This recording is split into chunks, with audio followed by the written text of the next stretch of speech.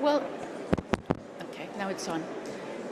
Ladies and gentlemen, last announcement. We are about to begin now the inaugural ceremony.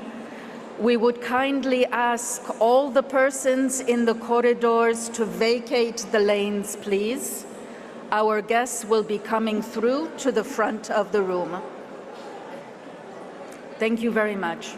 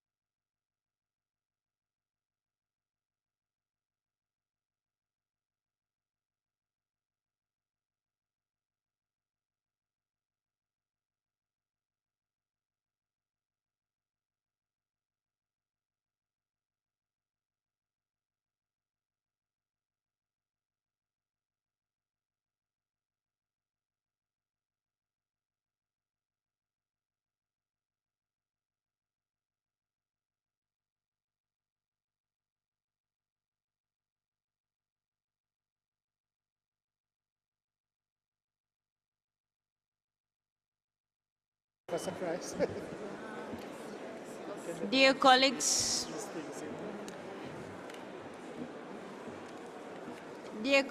I'm going to request some of you who are still standing to please take your seats so that we can start our program.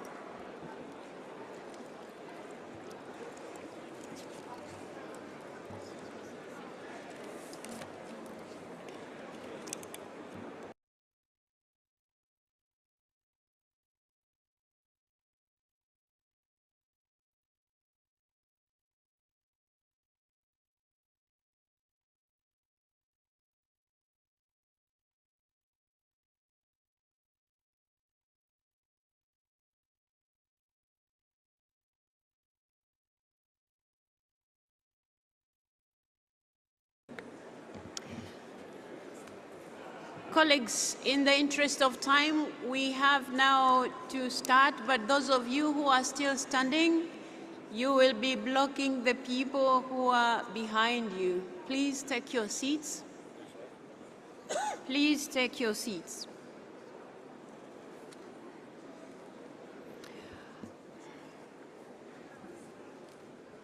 Distinguished speakers of Parliament, Madam Director General, honorable guests, ladies and gentlemen, dear colleagues and friends, it is my great pleasure to welcome you all to Geneva on the occasion of the 6th World Conference of Speakers of Parliament. Aside from being the host city of the IPU, it is also the seat of the veritable ecosystem of international organizations, NGOs, and other important global actors. We are immensely privileged to be seated in the historical Palais des Nations. Before proceedings get underway, I invite all of you to rise for the IPU anthem.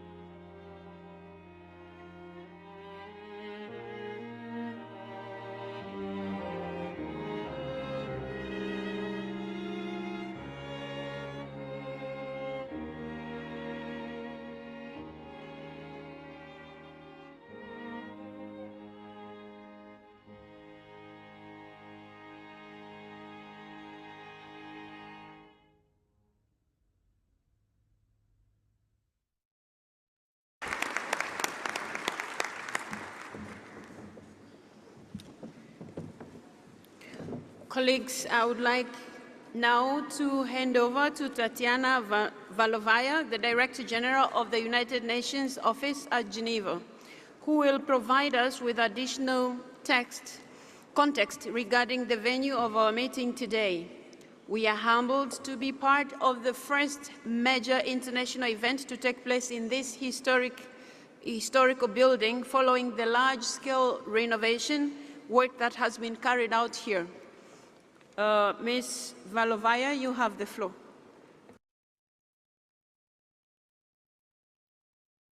The microphone is off, sorry. Distinguished speakers of Parliament, Excellencies, ladies and gentlemen, it is a great honor to welcome you all to the Palais des Nations for the 6th World Conference of Speakers of Parliament. This is a significant moment for us at the United Nations Office at Geneva because this high-level conference is the first event that takes place in this Assembly Hall after its renovation. The Assembly Hall is the largest conference room at the Palais des Nations, with its capacity over 2,000 seats.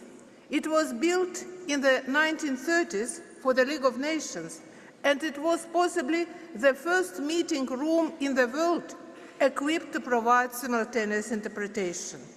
Since then, the Assembly Hall has gone through two makeovers in the 60s and in the 90s to accommodate the new delegations and to improve its acoustics and technical equipment. The latest renovation works through the Strategic Heritage Plan focused on modernization, accessibility, conservation and protection of architectural heritage, as well as integration and harmony with other buildings. For decades, the Assembly Hall has been a place where member states come together to debate, negotiate, and shape our collective future.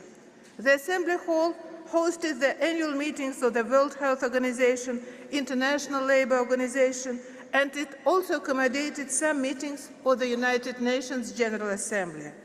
Reopening this room today, after 4 years of renovation, in the presence of parliamentarians from around the world, is a reminder of the enduring importance of multilateralism in upholding the values of the United Nations and shaping our joint future. The United Nations deeply values its cooperation with parliaments, which are the beating heart of democracy. Parliamentary leadership is indispensable to the multilateral system. You craft laws, shape budgets, and hold governments to account. We are very pleased that the new era for the Assembly Hall starts with this World Conference. Excellencies, ladies and gentlemen, this year marks the 80th anniversary of the United Nations, an opportunity to reflection on our past and on our activities and partnerships that will carry us forward into the future. More than just a conference room, the Assembly Hall stands as a symbol of multilateralism and a platform for collective action. I would like to take this opportunity to warmly thank all member states for their vision to strengthen Geneva as a global center of international cooperation. Our host country, Switzerland, for their continued support. Members of the SHP Advisory Board for their guidance throughout this project, and the Strategic Heritage Plan team for their work and expertise. I would now like to invite the officials present at the podium, distinguished representatives of the host country, and distinguished members of the SHP Advisory Board to join me for the ribbon cutting as we formally reopen the Assembly Hall and mark this new chapter together. Thank you.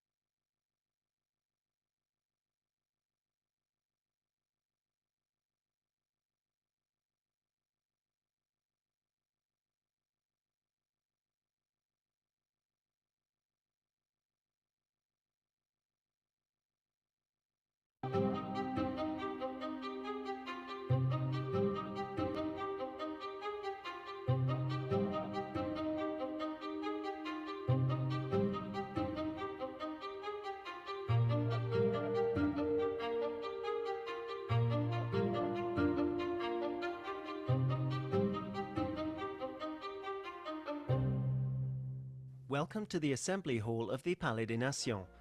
The Assembly Hall is the Palais des Nations' largest room, with a capacity of 2,000 seats. It is located in the oldest part of the Palais des Nations, which was built in 1936 and was originally the seat of the League of Nations. Based in the city of Geneva, first on the shores of the Léman Lake and later at the Palais des Nations, the League of Nations was the first intergovernmental organization whose principal mission was to maintain world peace. In 1937, it was in this hall that the first Assembly of the League of Nations was held after the opening of the Palais des Nations. The League of Nations existed for 26 years. At its last meeting in this hall on the 8th of April 1946, its assembly passed on the League's assets to the new United Nations organization. After the end of the Second World War, the United Nations replaced the League of Nations and inherited several of its agencies and bodies. The shape of this ceremonial hall, a square, almost cubic space, was suggested by one of the architects in charge of the construction of the Palais des Nations, Carlo Broggi. He worked with three other well-known architects, Julien Flegenheimer, Camille Lefebvre, and Joseph Vago. The hall's design responded to the challenge of finding the best balance between creating a ceremonial space with a grandiose and solemn atmosphere and solving issues linked to acoustics and to the running of large-scale conferences. The decorations of the original hall, particularly in the four corners of the room, were donated by the government of France. They consisted of 4 wall paintings by 4 well-known artists, Roger Chastel, Maurice Denis, Édouard Vuillard, and Xavier Roussel, which portrayed the virtues of peace. The bas-reliefs on the 2 bronze doors representing Apollo and Ceres and Adam and Eve were designed by the architect Jean-Charles Moreau. The fabrics in the hall were commissioned in Paris, and the government of Australia donated the presidential podium. The Assembly Hall was also the first to be equipped with a simultaneous interpretation system, donated by the United States of America. By 1961, a first transformation of the hall had taken place. The renowned decorator Charlotte Perriand of Le Corbusier School replaced the 4 large murals decorating the room corners with 4 tapestries, mainly for acoustic reasons. Perriand also renovated the tables and chairs. The 2 bronze doors were removed and reinstalled outside the hall. The Assembly Hall is mainly used for large international conferences. Sometimes cultural events such as concerts or ceremonies also take place here.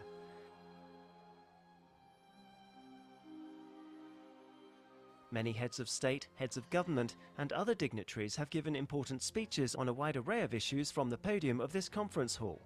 The flexibility of use of the Assembly Hall, its majestic size, and its rich history make it a central feature of the Palais des Nations and a landmark of Geneva's international and multilateral experience.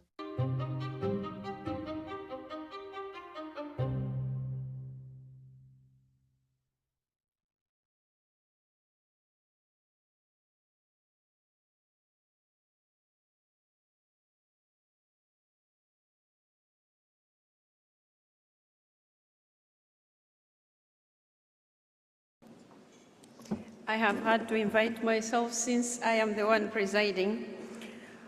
Madame Galovaya, Director General of the United Nations Office at Geneva, Madame Rinica, President of the National Council of Switzerland, Mr. Chugong, Secretary General of the Inter-Parliamentary Union, Mr. Rattray, Chef de Cabinet of the United Nations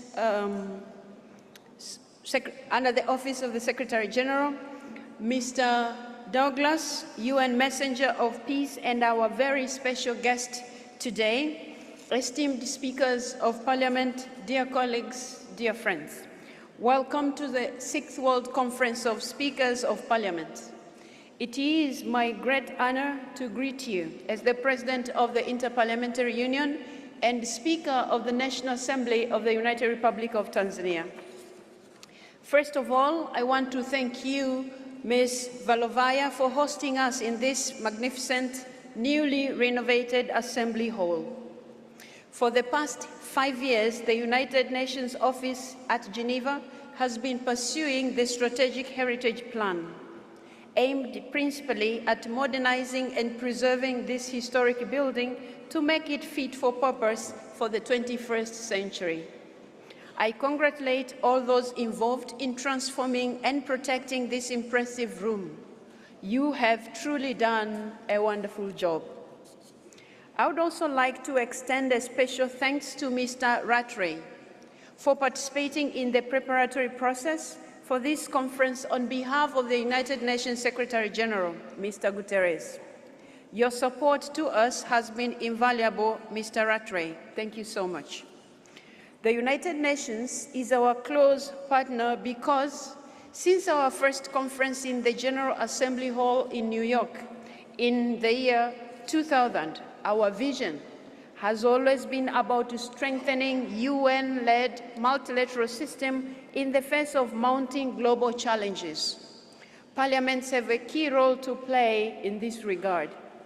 The IPU is engaged with the United Nations in one way or another on practically daily basis. We cooperate on virtually all of the main issues on the international agenda, from poverty to climate change, sustainable development, democratic governance, gender equality, disarmament, science and technology, and human rights. The IPU assemblies cover all of these topics in their many dimensions and conclude with resolutions that provide guidance to parliaments around the world, as well as input to the relevant UN processes. The unique aspect of this conference is its level of representation. We come together every 5 years because of the special leadership role we exercise as speakers. Our purpose is not to come up with a new policy agenda, but to take stock of where we are as a parliamentary community and to boost parliamentary action in support of agreed commitments. From our speakers' chairs in each House of Parliament, we can do more than act as guarantors of parliamentary procedures. We can help our parliaments look beyond the immediate debates of the day and keep an eye on the big picture. Short-termism is one of the many ills of our times. It forces too many of our fellow parliamentarians to act quickly and reflexively, looking for immediate gratification for this or that group. It is what ends up distracting us from the issues that matters most.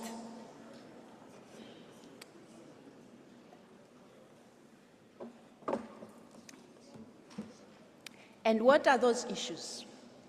I will group them in 3 categories. First, peace as the supreme good of humanity and the most important condition for development, individually as well as collectively. Secondly, the rule of law and respect for fundamental freedoms as the key pillars of democracy. Thirdly, the provision of the education, health, housing, nutrition, decent work, and a healthy environment for all as the affirmation of fundamental human rights.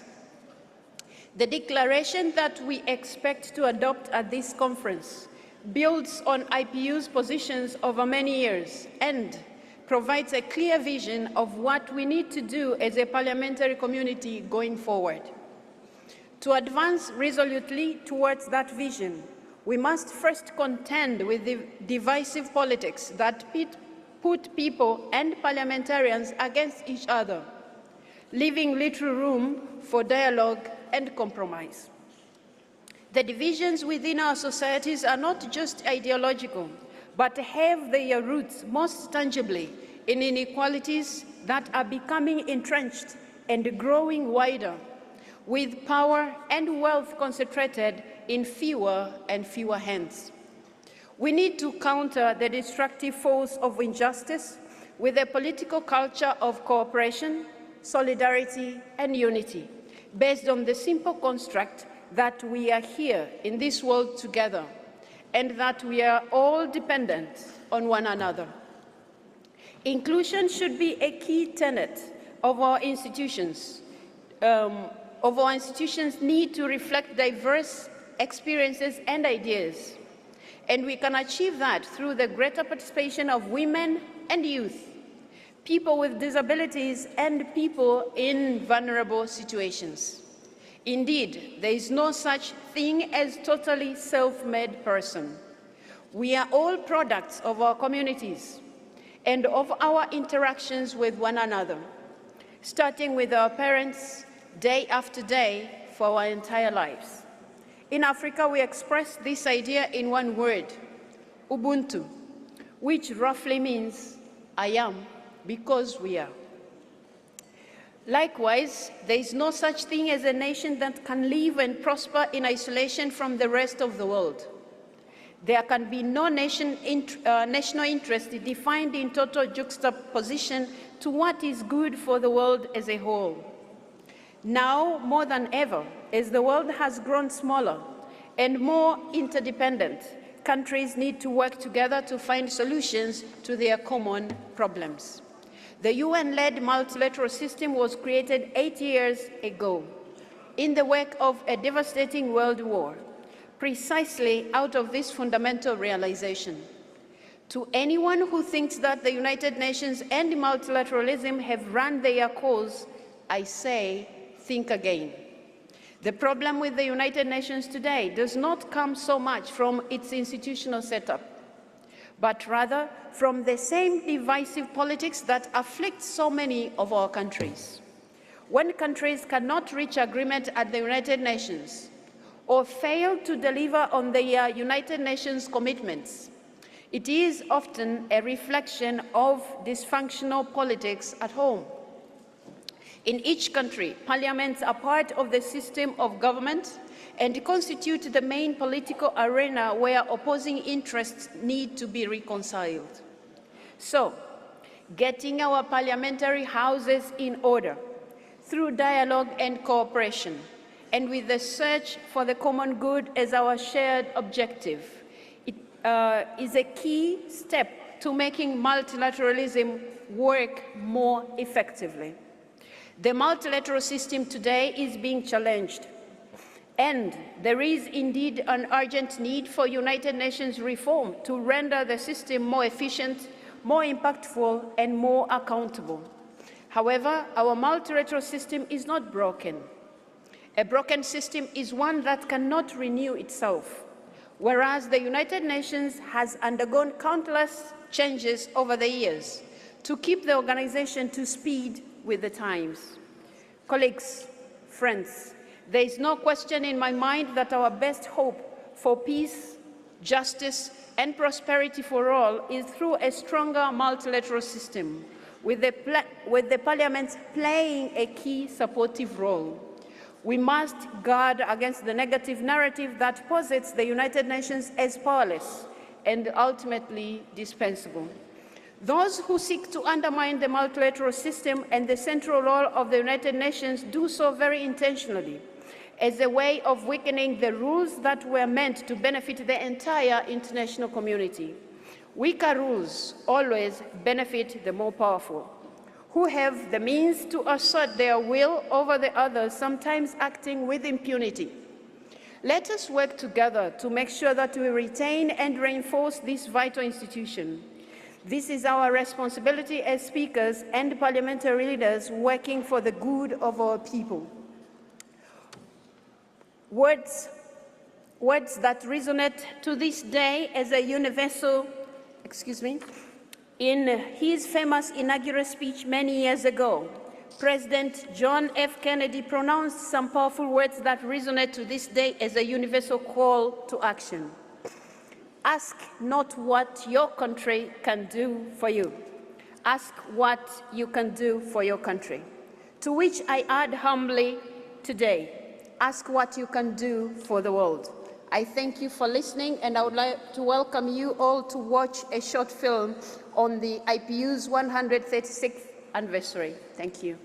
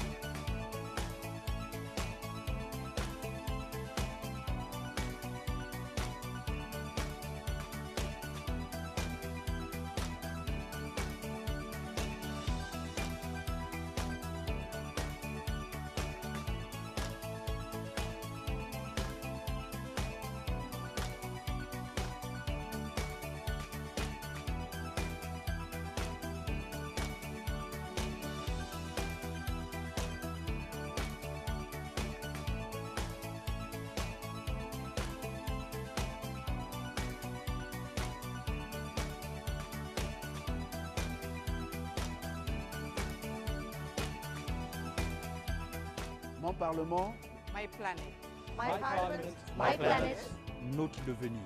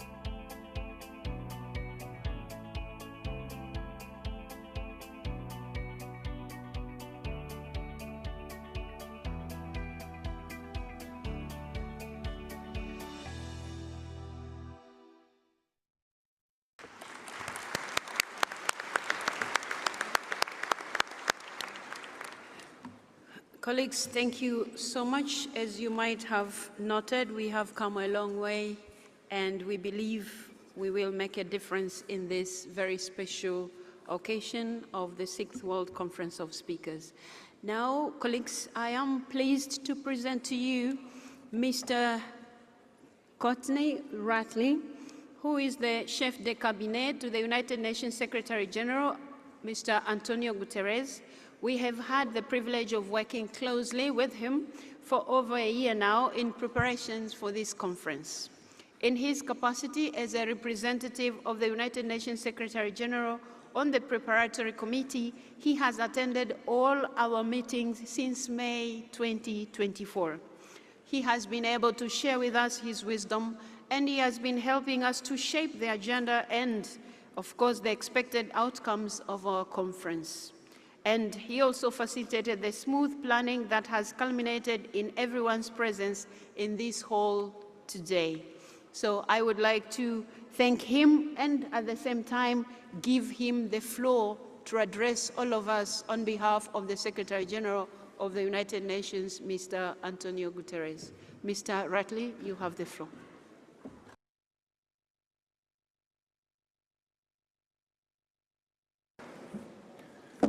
Excellencies, distinguished speakers of Parliament, dear friends, it is a pleasure to join you today on behalf of the Secretary General Antonio Guterres at this 6th World Conference of Speakers. Geneva, as you know, plays host to various United Nations entities and has long embodied the spirit of multilateral cooperation. I thank our generous host, the Swiss authorities, and the President of Parliament for their warm welcome. I am especially pleased to be here at the renewed historical building, which is a timely venue to start this general debate aimed to renew our commitment to multilateralism. The Secretary General believes that it is essential to reflect the realities of our interconnected world and the voices of all its people. And it is especially critical now, at this time of profound global turbulence. From the climate crisis to conflict, from pandemics to the disruptive power of artificial intelligence, the challenges we face are complex, cascading, and borderless. And they are testing the limits of our current systems of government. Our future depends on global cooperation to address global risks. The recently published UN Global Risk Report sends a clear and urgent message. No country, no company, or institution can confront these global vulnerabilities alone. The survey results demonstrated that across all regions, environmental risks emerged as the highest priority, with climate change inaction and large-scale pollution ranking at the very top. Societal and political risks also featured prominently among the top concerns, reflecting widespread unease. Mis- and disinformation, rise in inequalities, geopolitical tensions, mass movement of people, and large-scale wars ranked among the top 10 risks. These challenges are testing the limits of our current systems of governance, but they are also revealing something deeper: a crisis of trust. Trust in institutions, trust in international cooperation, and, in some places, even trust in democracy itself. And that is why the Secretary General has called for a fundamental renewal of multilateralism. This vision is at the heart of our common agenda, and it is now enshrined in the Pact for the Future adopted by Member States in September 2024. However, it requires action to bring these commitments to life, and all of you are critical. As Action 55 of the Pact puts it, we must strengthen partnerships across the whole of society. That includes parliaments, civil society, local authorities, indigenous people, youth, the private sector, and more, because the challenges that we face cannot be solved by any one entity alone. And the legitimacy of our responses depends on the breadth of voices shaping them. In this regard, parliaments have a unique and indispensable role in this landscape. Indeed, UN country teams around the world are honored to work with parliaments across many areas, including advancing the SDGs. The Pact for the Future is intended to accelerate these efforts. In that journey, your role is pivotal. You are the bridge between the global and the local. You translate international commitments into national law. You hold governments accountable. You bring the voice of people into the heart of global decision-making. And you are essential to help ensure that legislation and national budgets advance the Pact of the Future at the country level. As Secretary General Guterres has said, parliaments are the beating heart of democracy. But in today's world, that lifeblood also flows beyond borders. That means strengthening parliamentary diplomacy. It means ensuring that national debates reflect global realities. And it means building what the Inter-Parliamentary Union calls parliamentary ecosystems, networks of actors and institutions that support democratic governance at every level. This is the essence of networked multilateralism. It is not about replacing the intergovernmental system.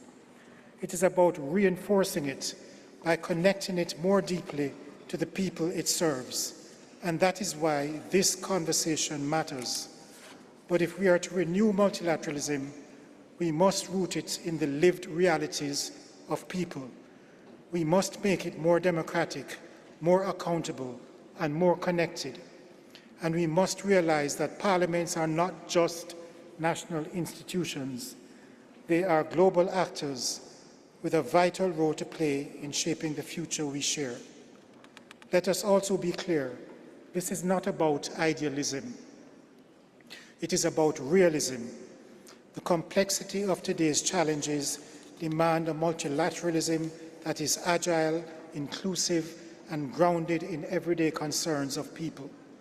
And once again, parliaments are uniquely positioned to bridge the gap between global ambition and local action, between international norms and national implementation.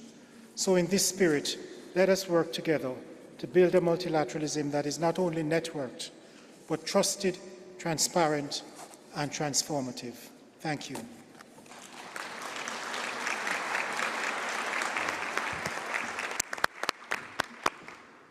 Thank you so much, Mr. Rattray. Colleagues, it is now my distinct pleasure to give the floor to Ms. Maya Reinicke, President of the National Council of Switzerland, but also President of the Federal Assembly, when both chambers sit, but also President of the 15th Summit of Women Speakers of Parliament. You will soon realize why I have had to mention all those positions. Who has very well graciously hosted us yesterday for a hugely successful 15th Summit of Women Speakers of Parliament.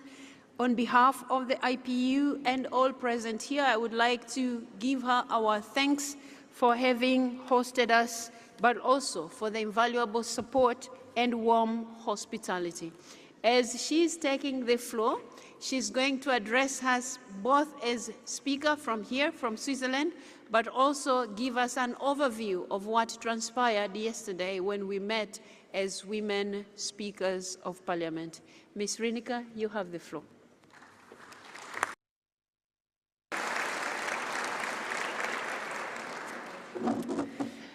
Madame Tulia Exen, présidente de l'UIP, Madame Vallavaya, directrice générale de l'Office des Nations Unies à Genève, Monsieur Chungong, secrétaire général de l'UIP, Monsieur Rattray, chef du cabinet du secrétaire général des Nations Unies, Monsieur Douglas, messager de la paix des Nations Unies, Mesdames et Messieurs les présidents du Parlement, chers collègues, avant de vous présenter les résultats du sommet des femmes présidentes, j'aimerais tout d'abord vous dire ô combien c'est un honneur au nom de la Suisse, du canton et de la ville de Genève de célébrer aujourd'hui un jalon majeur dans la vie du Palais des Nations.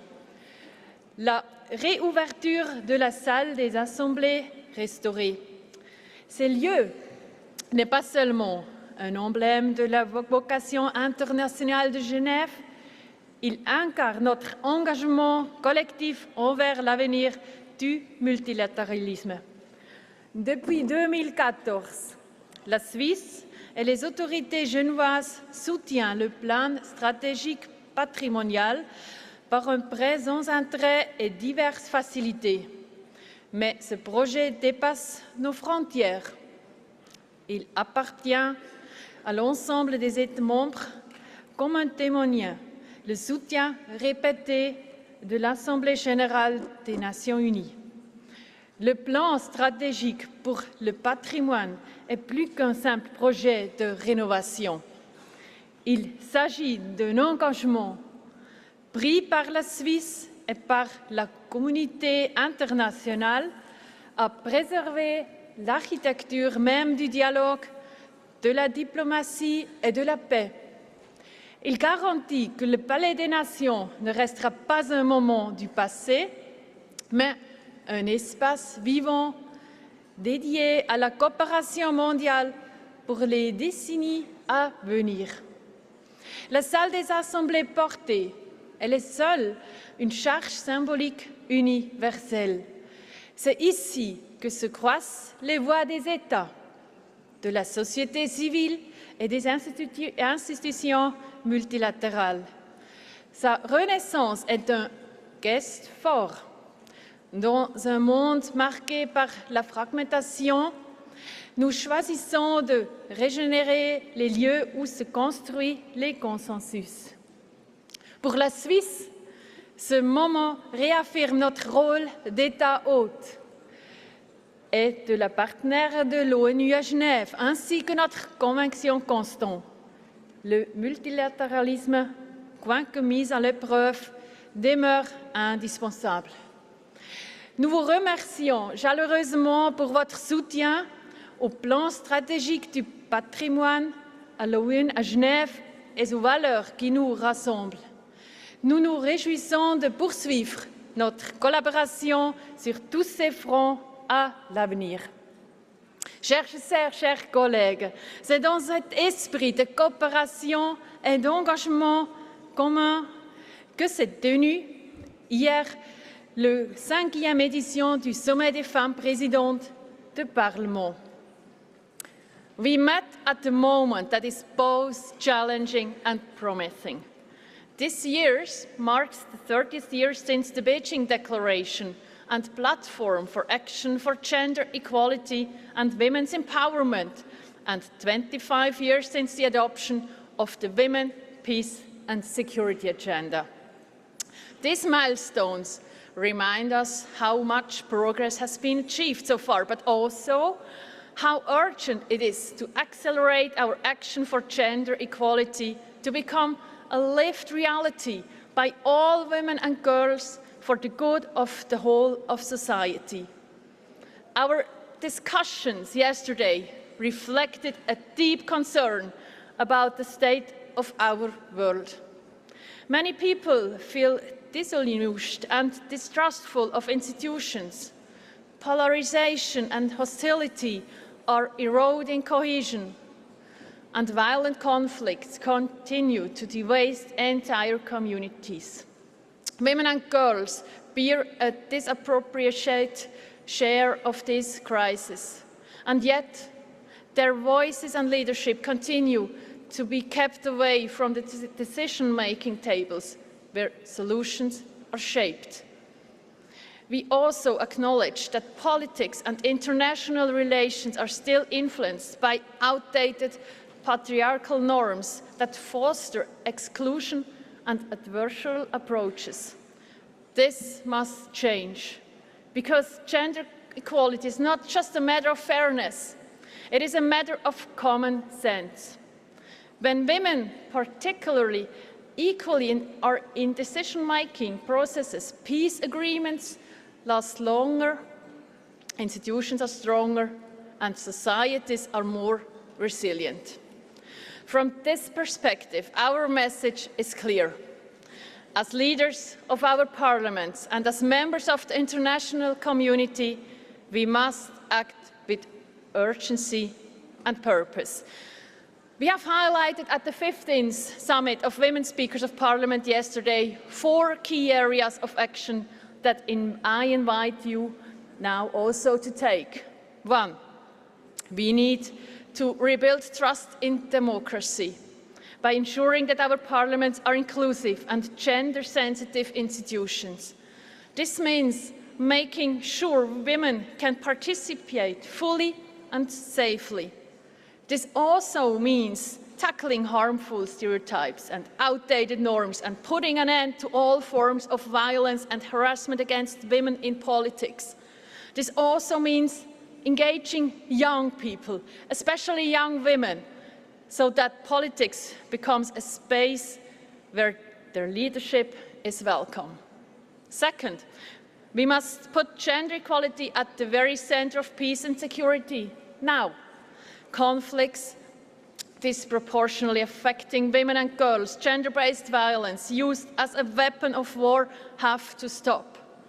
Women must be in peace negotiations and peace processes equally with men. We must ensure they are not only present but empowered, supported and resourced to take decisions at every stage of diplomacy, conflict prevention, negotiations and post-conflict recovery.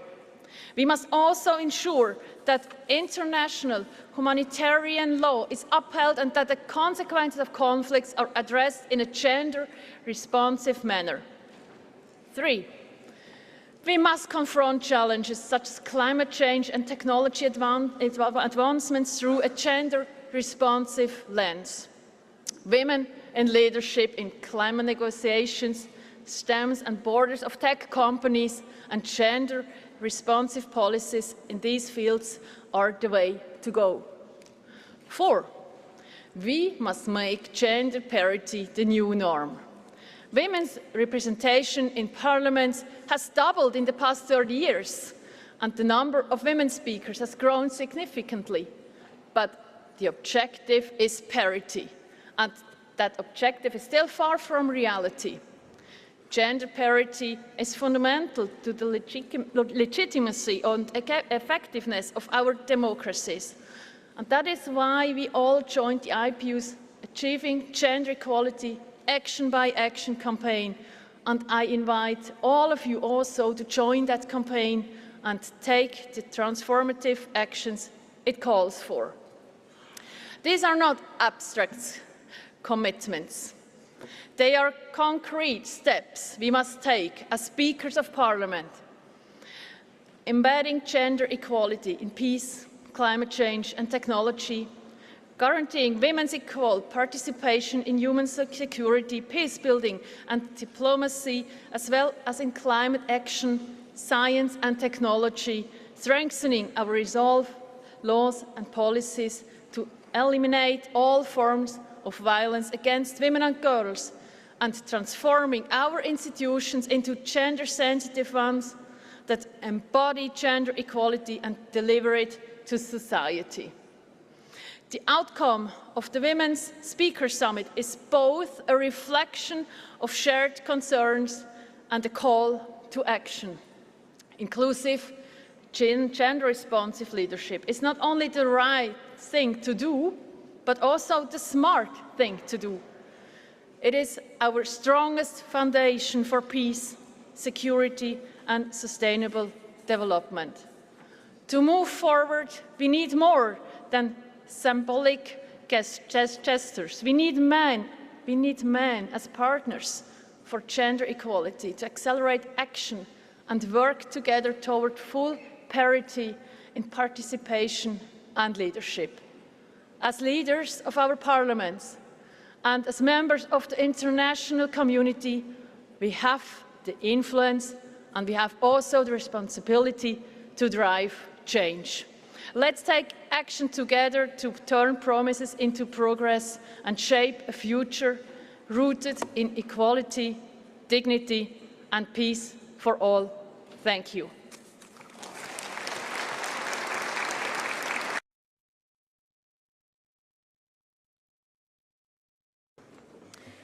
Thank you very much, Ms. Reinicke.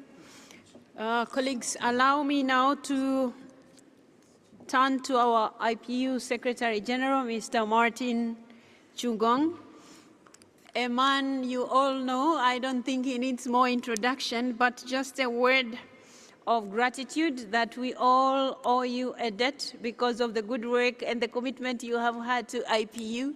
We appreciate the good work that you have been doing, and we hope you will keep doing. I will not talk about the rest. We will have a chance to address those. But thank you so much for being so helpful to IPU. Your work has been very positively impacting all the world. Mr. Martin, you have the floor.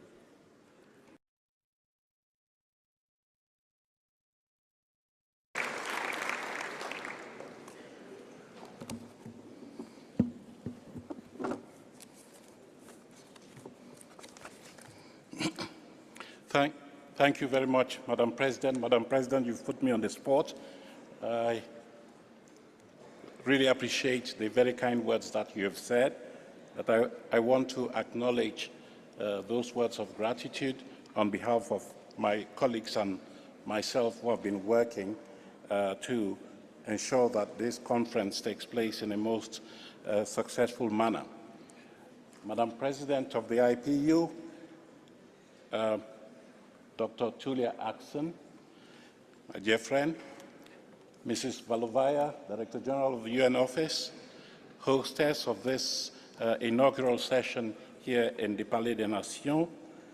I recognize my very good friend and colleague, Kadni Ratrai, Chef de Cabinet of the Secretary General of the United Nations, distinguished speakers of Parliament present here, and I want to salute the presence amongst us of the celebrated Michael Douglas, and thank you, Michael, for accepting my invitation to join this meeting today.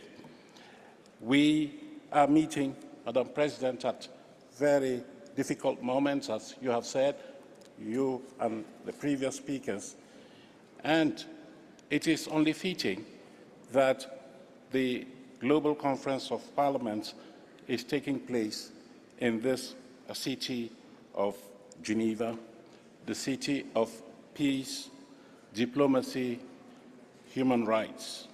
Indeed, the home of the global parliamentary community and therefore parliamentary diplomacy. Since the turn of the 21st century, every 5 years, the Inter-Parliamentary Union has convened conferences of speakers of parliament to take stock of the state of the world, to build and strengthen parliamentary diplomacy in the service of peace and understanding, and to advance strong and effective multilateralism. As we begin our 6th Conference of Speakers of Parliament, we have to face an uncomfortable truth. Madam President, you did state it clearly, and you were echoed in this by the representative of the UN Secretary General when you said, and I paraphrase, the multilateral system as we know it is in crisis. Some actors are not just turning away from long-established mechanisms, but actively trying to undermine them. The United Nations, in particular, is under immense pressure to reform and revitalize, to build on its 80-year history and embrace the challenges of the next 80 years. In this regard, I was reassured by the comments made by the Chef de Cabinet of the UN Secretary General, who did stress that the Secretary General has called for a revised multilateral architecture. It is therefore fitting that we are meeting in this historic hall of the United Nations here in Geneva, and it's a symbol of the efforts that the UN is making to modernize itself, to modernize its infrastructure and business practices, to respond to the challenges and preserve its heritage. Let us hope that those efforts have laid the groundwork for the United Nations and all other organizations of what we call International Geneva. On that note, I believe the presence of the world's speakers in the very first meeting being held in this renovated historical building conveys a strong and powerful message. If international cooperation is to be democratic, inclusive, and therefore legitimate, then parliamentarians, as the elected representatives of the people, must play a prominent role. Since 1889, the Inter-Parliamentary Union has served that very noble cause to bring together parliamentarians from around the world to engage in dialogue and diplomacy, to bring the voice of the people to the multilateral system, and to find solutions to urgent problems our world is facing. And here I must emphasize that, above all else, the Inter-Parliamentary Union, and I think every single one of the member parliaments, wants these events to be inclusive, respectful, and safe. We are here not just to talk, we are here also to listen. We are not here to score political points or to let emotions get the better of us, but to engage with our colleagues from around the world in a spirit of integrity, solidarity, and respect. This is not a space for emphasizing divisions, but for building bridges. I am sure we'll all want to be mindful of this imperative in the coming days. Of course, no one would dispute that the formal negotiation and conclusion of international agreements lie firmly within the domain of the executive arms of government. But international cooperation does not end with the signing of agreements. On the contrary, that is where it truly begins. Cooperation becomes meaningful when multilateral commitments are translated into tangible actions, when the decisions that are taken in New York, Geneva, Nairobi, or Vienna are brought home and implemented for the benefit of the people. In this regard, parliamentary diplomacy, nurtured and supported by the Inter-Parliamentary Union, for the past 136 years is an important complement to traditional diplomacy and cooperation efforts between governments. The IPU does not seek to compete with the United Nations, but to complement it. Last year, we were pleased to see that relationship recognized explicitly in the Pact for the Future through a commitment to deepen United Nations cooperation with the Inter-Parliamentary Union and national parliaments. The IPU will continue its efforts to engage parliamentarians not only to implement United Nations agreements and resolutions, but to bring their valuable experience and expertise to the processes leading to their creation.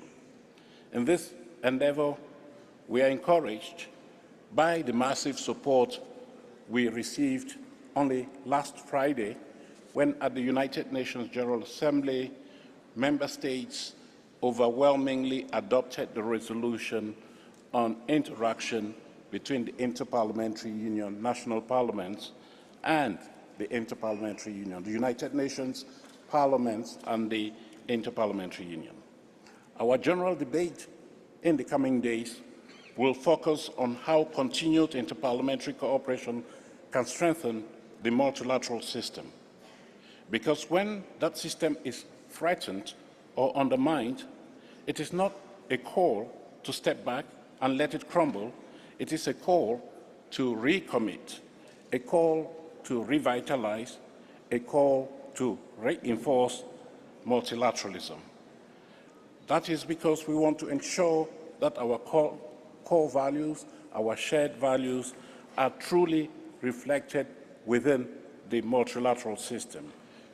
Human rights, democracy, inclusion, and peaceful dialogue as the only legitimate path for resolving disputes between nations. Thus, we will also delve into certain important issues in our panel discussions during the next few days. First among them will be the discussion on women's and youth participation in Parliament. We have just heard a report from the distinguished speaker of the National Council of Switzerland reporting on the deliberations of the Women's Summit. I want to say that having participated in those deliberations, dear Maya, it was just great to see the powerful message that women were conveying, women authorities were conveying that it is important for peace processes to be sustainable when both men and women are involved. And I fully share that vision, dear Maya. Thank you very much. As I'm sure you know,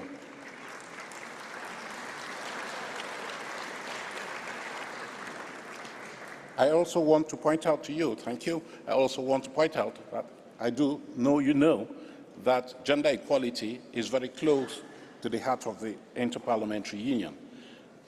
And we have decided to focus this year on gender equality as a mark of respect for landmark anniversaries that are taking this place on the movement regarding gender equality. Earlier this year, we held a hugely successful global conference of women parliamentarians in Mexico, a country that for the first time in its age-old history is presided over by a very capable and strong, competent woman, whom I salute for her support during that conference in Mexico City.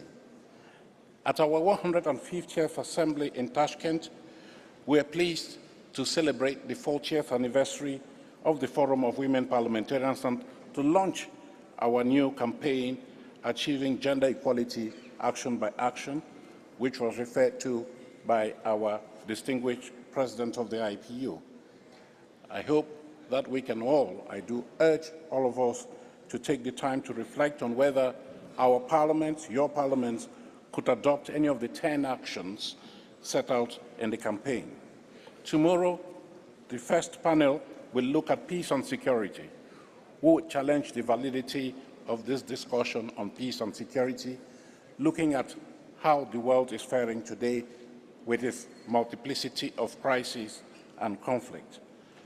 And you'll agree with me that this discussion comes at a very opportune moment and that it will provide us with an opportunity to underscore some of the abiding principles governing international society, some of those abiding principles of international law. I want to use this opportunity to launch a clarion call for us to be more robust in responding to international humanitarian challenges as we are witnessing across the world today.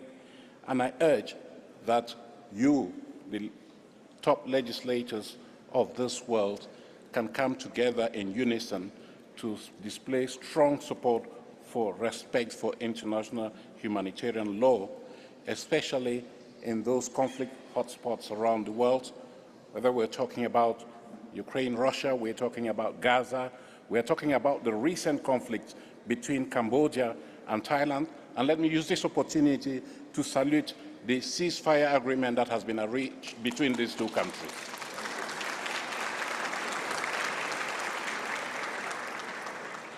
I think that is the path down which we have to go to resolve conflict. Sit down, discuss, and agree.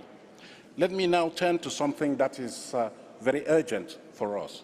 We have just 5 years to go for the expiry of the 2030 agenda.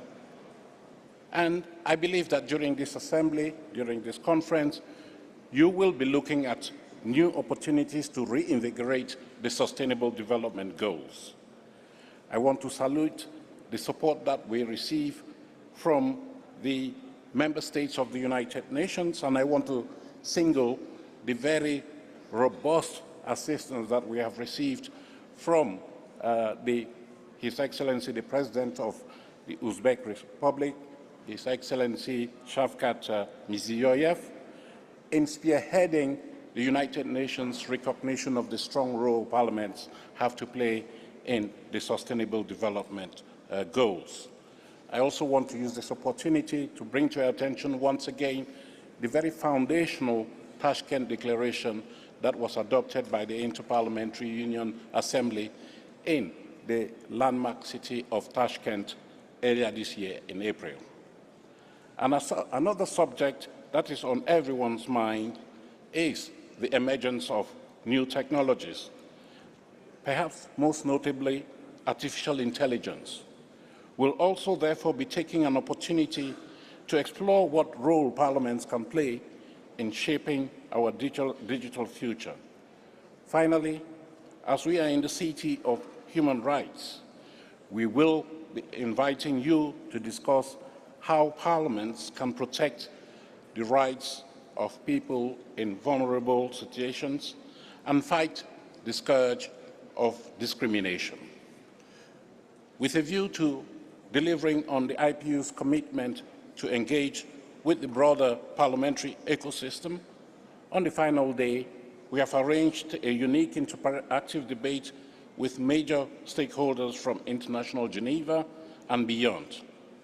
We hope that this will provide an opportunity to explore how a more inclusive and networked form of multilateralism can yield more effective outcomes.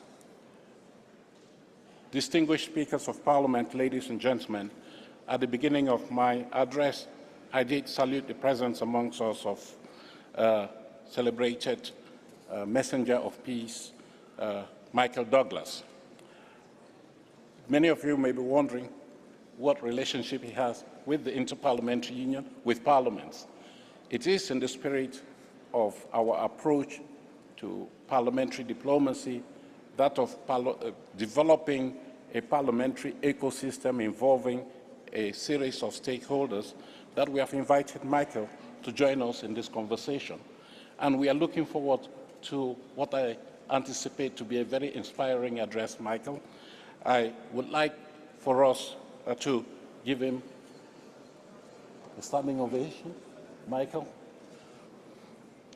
thank you very much. I will leave now with one final declaration, one final reflection.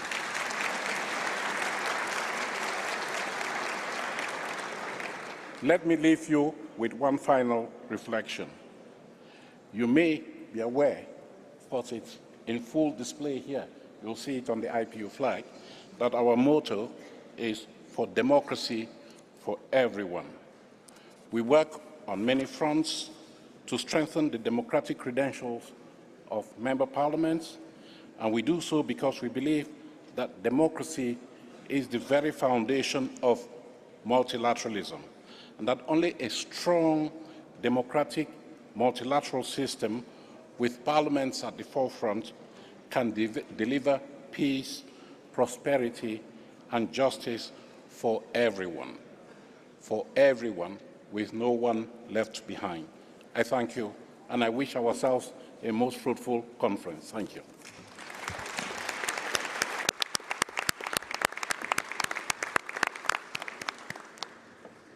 Thank you so much, Martin. Colleagues, much as Martin has just said a few words about Mr. Michael Douglas, I am now delighted to introduce him as our keynote speaker. We all know Mr. Douglas as an award-winning actor and producer. I am sure, just as many of you are aware of his dedication to furthering and shining a light on the UN's work in his capacity as the UN Peace Messenger since 1998. Mr. Douglas has given us dreams, hopes, and the inspiration to always strive to do our very best. He has been a tireless peace advocate for over 25 years. And, colleagues, it is now my privilege and honor to welcome him to address us as the keynote speaker. Mr. Douglas, please, you have the floor.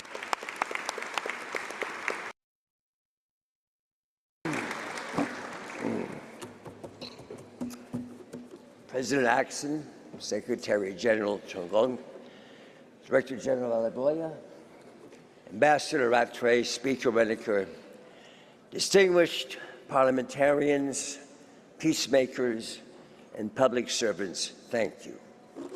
Thank you for your generous invitation and warm welcome, but most of all, thank you for all the extraordinary work you do on behalf of our democracies. Standing before you, I am truly humbled, and I am grateful. Now, some of you may know me as an activist, others as an actor, but 60 years ago, I was simply a student. And back then, a philosopher, architect, and inventor named Buckminster Fuller came to speak at my university. Fuller urged us to imagine our world as a shared vessel, spaceship Earth.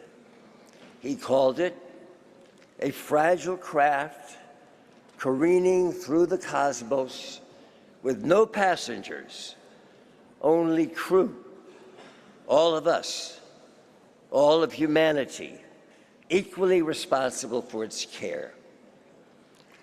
And Fuller believed our greatest challenges, war, inequality, environmental exploitation, weren't inevitable, that we had the tools to build rather than to destroy. We simply needed the willpower and one another. It's easy to say that in hindsight, Fuller's speech marked a turning point in my life, but I think I knew even then that his words changed something in me.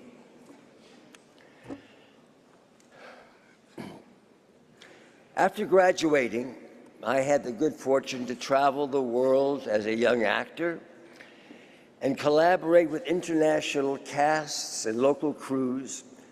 And what struck me again and again was how similar we all were. No matter what language they spoke, person they loved, or God that they prayed to, everyone wanted the same things for themselves and their children: safety, opportunity, and dignity. And it wasn't just the people that I met that compelled me to realize Fuller's vision. It was the work itself, too. And in 1979, I helped make a film called The China Syndrome about a near meltdown at a nuclear power plant and the corporate cover-up that followed. And in a terrifying twist of fate, the movie was released 12 days before the Three Mile Island crisis happened. It was a frightening moment and a galvanizing one. And I started reading more about the half-life of plutonium and sheer scale of ballistic missiles, listening more to the experts who have long sounded the alarm about nuclear brinkmanship. And it brought me to the United Nations, where in 1998 I was appointed Messenger of Peace by Secretary General Kofi Annan. And in this role, I have seen progress happen up close, not in sweeping dramatic gestures, but in small steps forward. And I think about my time in the Kono Diamond District in Sierra Leone. That was back in 2002. And at that time, the country was emerging from over a decade of a brutal civil war. The wounds, physical, psychological, societal, were still raw. Tens of thousands were killed or maimed, millions more were displaced as warlords battled for control of institutions and resources. Over half of the rebel combatants and a quarter of the government ones were child soldiers. More than 100,000 young boys and girls drugged, intimidated, torn from their families. And yet, despite having every reason to give up on the world, the Sierra Leonean people hasn't. I spoke to survivors, working with local peace builders to rehabilitate former child soldiers. I learned about women organizing to reclaim political power. I saw teachers returning to the classroom, nurses returning to clinics, civil servants returning to their communities.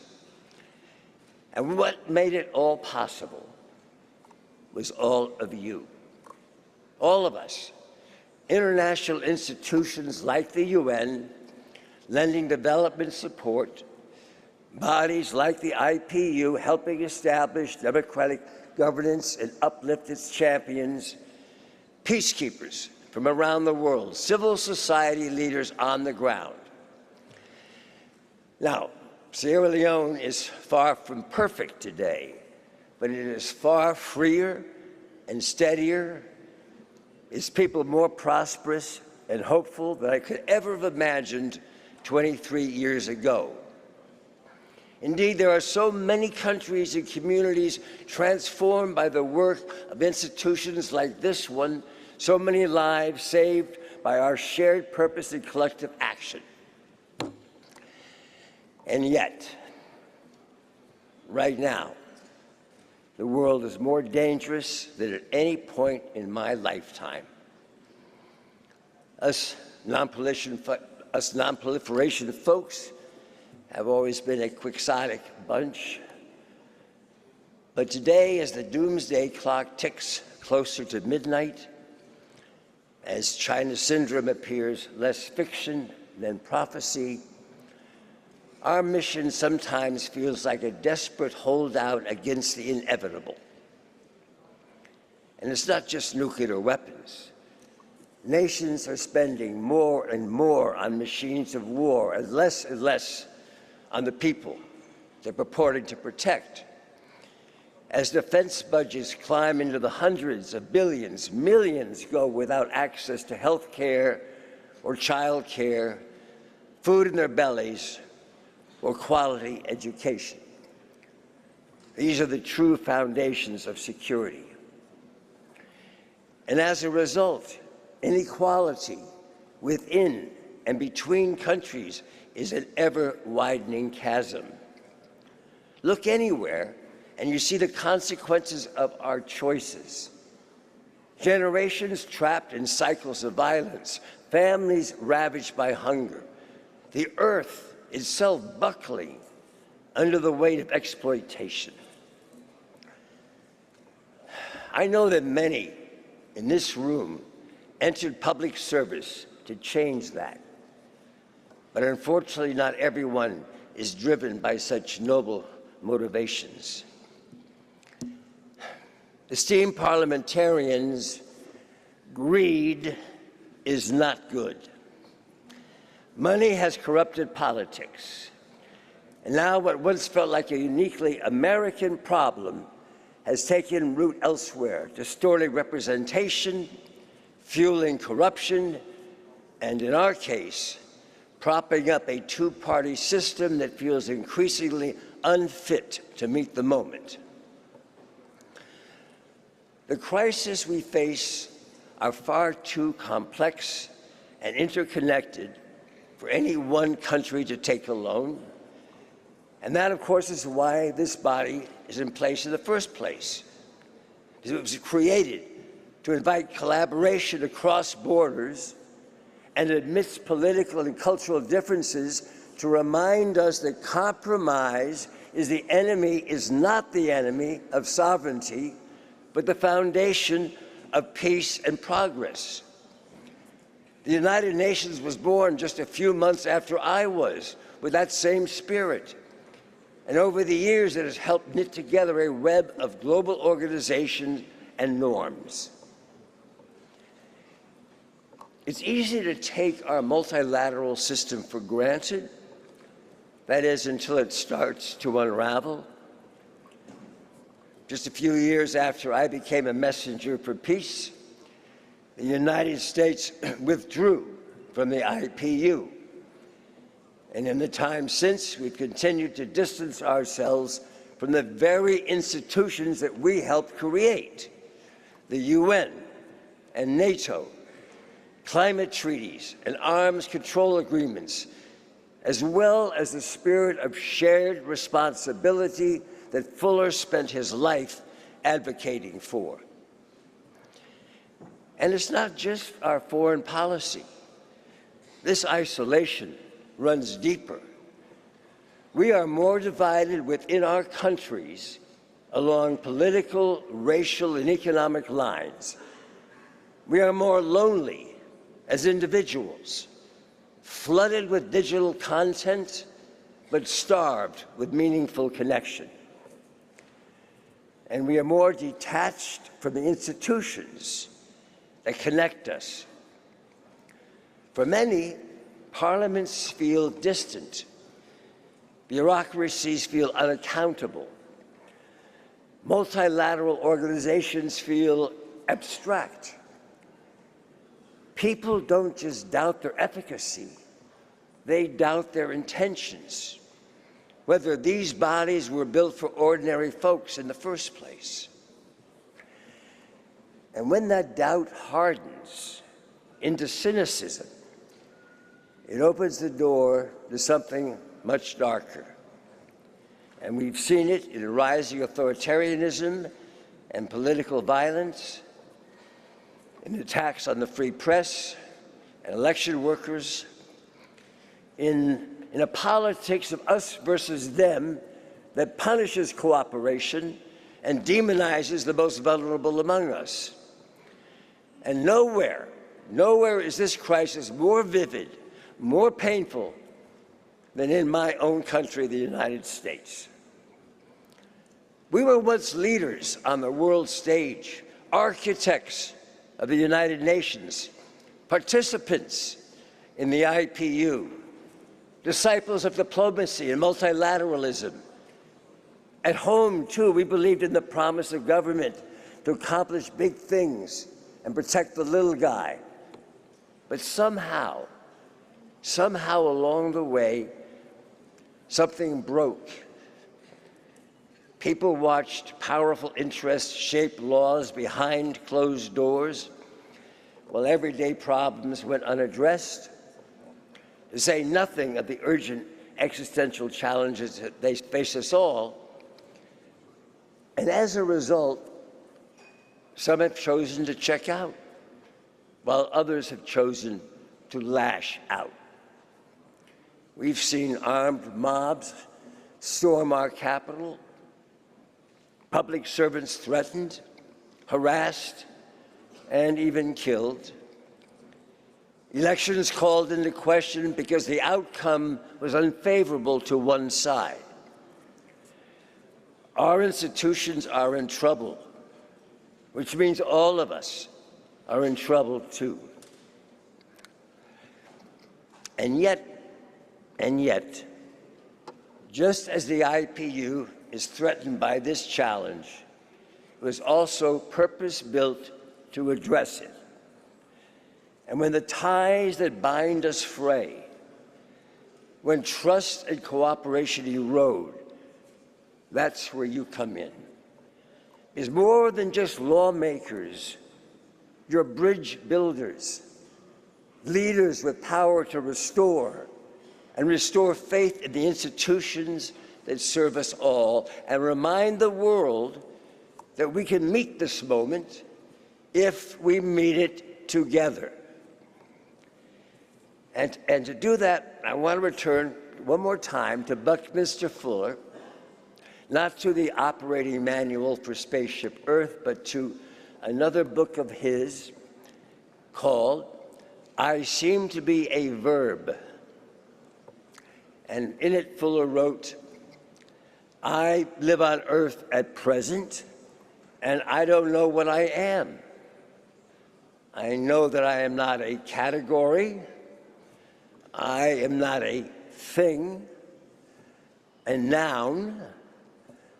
I seem to be a verb, an evolutionary process, an integral function of the universe.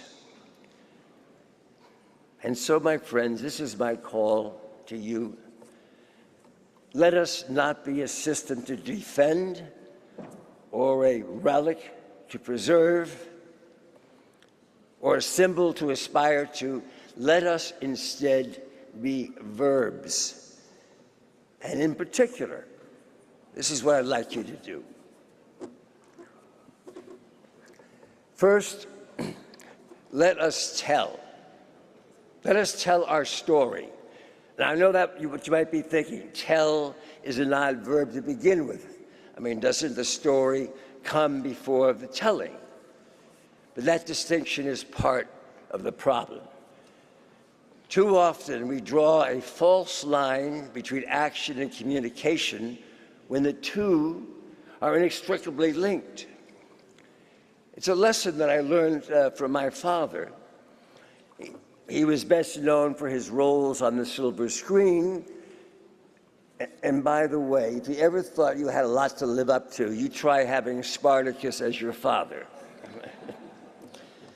But at the height of the Cold War, my father traveled behind the Iron Curtain with the U.S. Information Agency and to screen his films and speak about the principles behind them: resistance to tyranny, freedom of expression, the inherent dignity of every person, the values that enabled a poor Jewish kid, a ragman's son from an immigrant family, to rise above his circumstances and achieve the American dream. My father was a veteran, and he was an activist, and he fought on the battlefield, and he testified before Congress to defend those values. But some of his most impactful work happened in those screening rooms, because telling stories can change hearts and minds. Telling stories can change the world. Now, I'm not suggesting the IPU blockbuster, though I wouldn't be opposed to one. But here's what I'm suggesting. The IPU has done so much good defending the rights of persecuted MPs and promoting gender parity in legislative bodies, enabling dialogue almost amidst escalation, and shepherding non-proliferation and disarmament legislation through parliaments.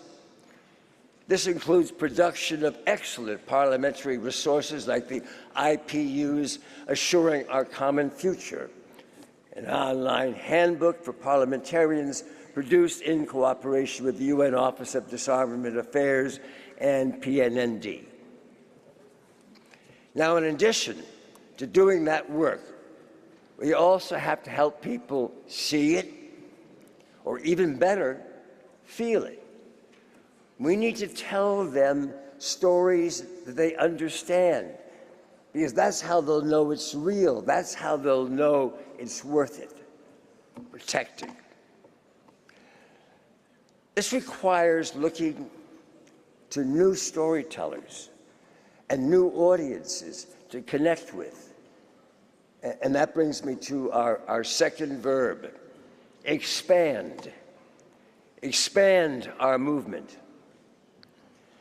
For people to trust institutions like this one, institutions like this one need to trust the people.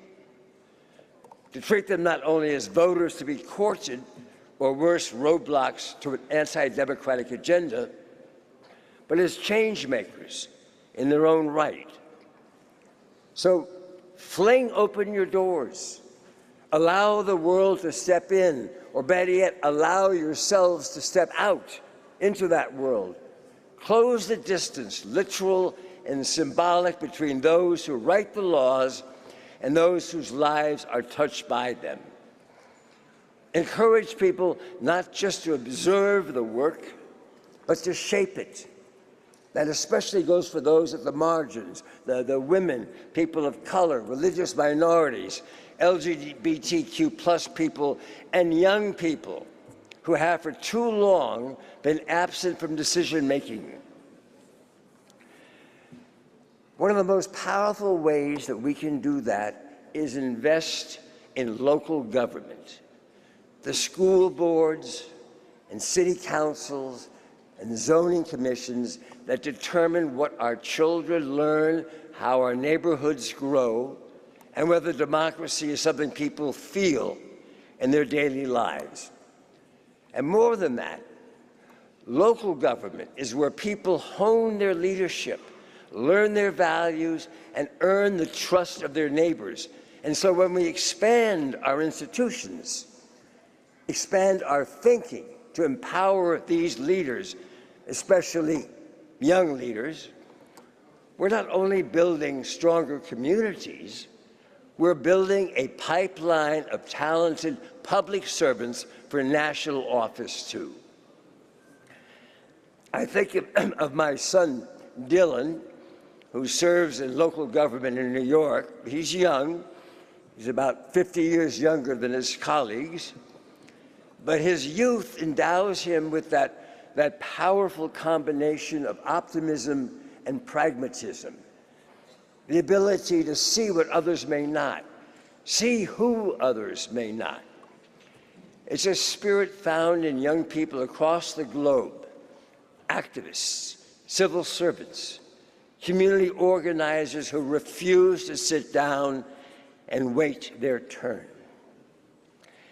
These leaders are closer to the ground, to the people they serve, less beholden to big money or partisan politics, and so expanding to include them is the floor.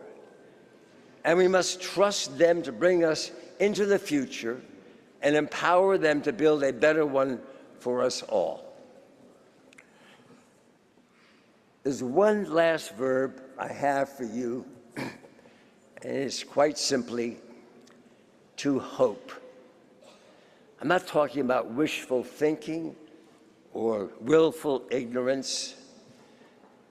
The idea that if we stop talking about nukes, they'll go away. If we turn a blind eye to dark money, it doesn't exist. No, hope is facing hard truths with clear eyes and believing we can make a difference anyway.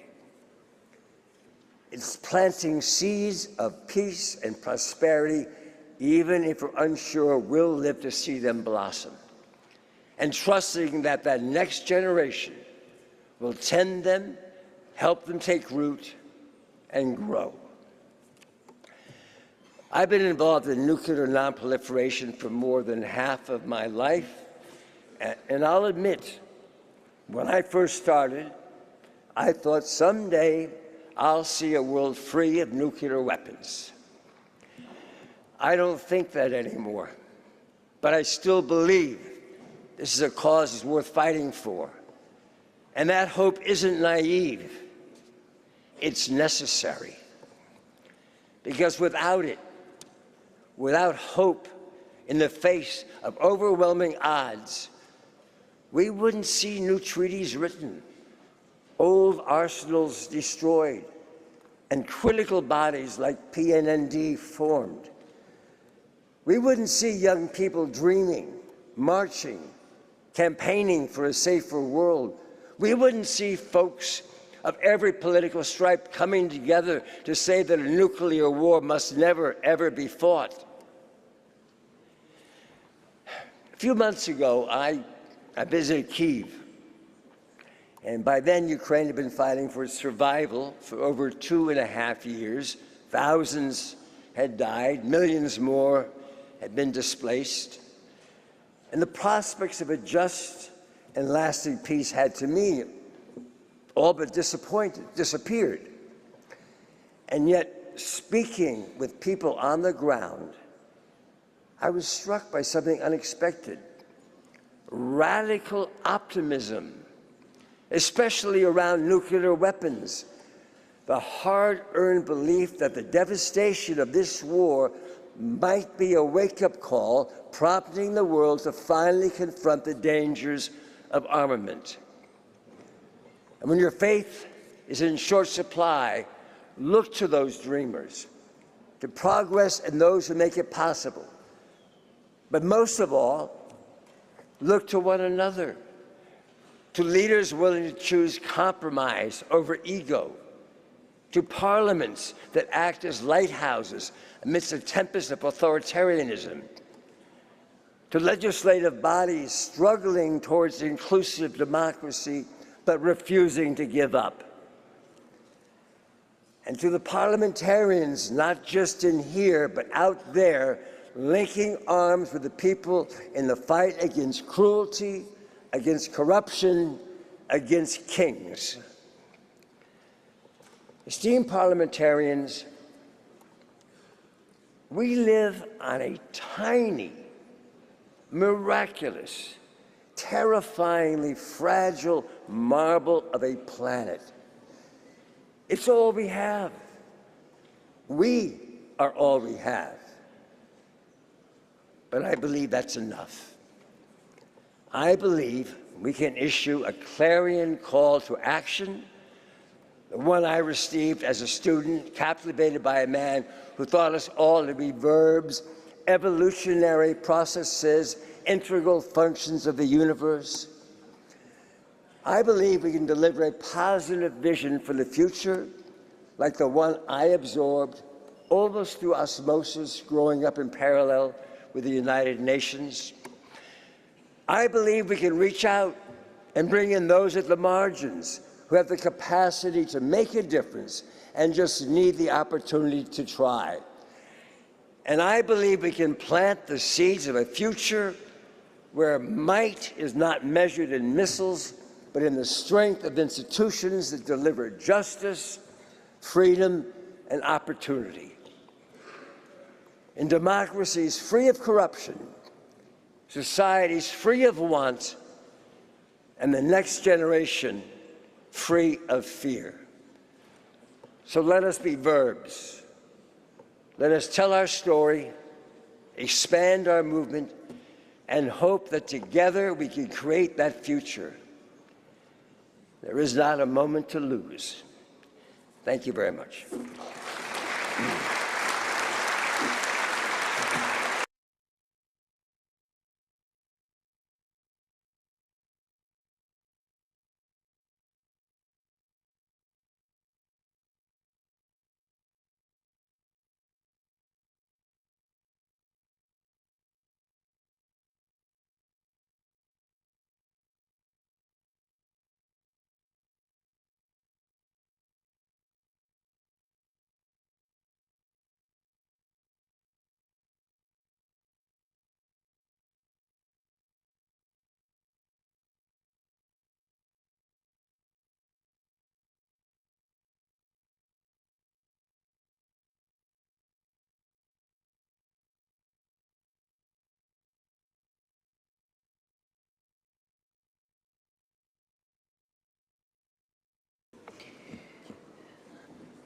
Colleagues, on your behalf, I would like to take this opportunity to thank so much Mr. Douglas for the reverbing that you have just told us. And we will all leave this conference, putting in our little words in the three verbs: to tell, to expand, and to hope. Mr. Douglas, thank you so much for your very insightful remarks. At the same time, colleagues, because before we go to the other session, I'd like to take this opportunity, after thanking our keynote speaker, to thank Ms. Valovaya for also the remarks, but also for availing this venue for us. We really appreciate it. Thank you so much. Colleagues, also join me in thanking Ms. Rinica for the work that she has done into ensuring this conference is a success, but also for the remarks that she gave us. We really appreciate it. Thank you so much. But also, let me thank Mr. Rattray for giving us the UN perspective on what is going on and what is likely to happen in the next few days that will be here.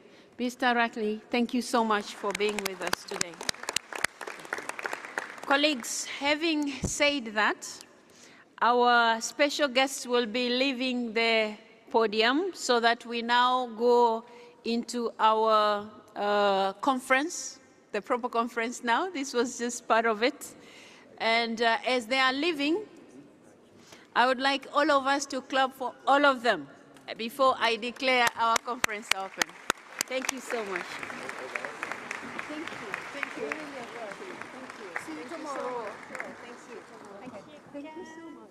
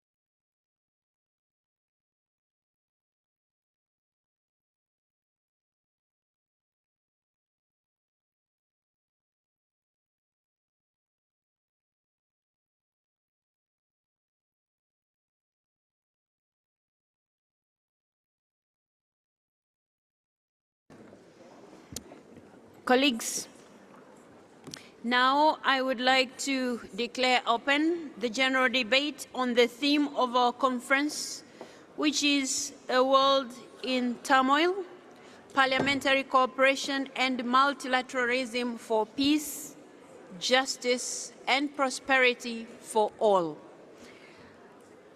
You have before you, dear colleagues, a list of speakers drawn up in the order of registration, with due attention to regional and gender balance. All speakers are kindly invited to limit their interventions to 4 minutes, so as to allow other distinguished speakers of Parliament and heads of delegations to take the floor over the next 2.5 days that will be here. I would like to also extend a courteous reminder that for the smooth functioning of IPU events, and indeed of parliamentary diplomacy, depends on mutual respect, on the remaining attentive to what our peers have to say, but also on civil exchanges that rise above our differences. And as you all have noted, we have to keep expanding our movement in the sense that we have to keep the doors open for people to come in, but also the doors are open for us to get out. We can't do that if we are not civil to each other, if we don't rise above our differences. That said, colleagues, I will now turn to the list of speakers who will be addressing us from now. The first one would be Mr. Faisal Akef El Fayez, the President of the Senate of Jordan, followed by Andreas Nolen, Speaker of Riksdagen from Sweden. Mr. Faisal Akef El Fayez, you have the floor.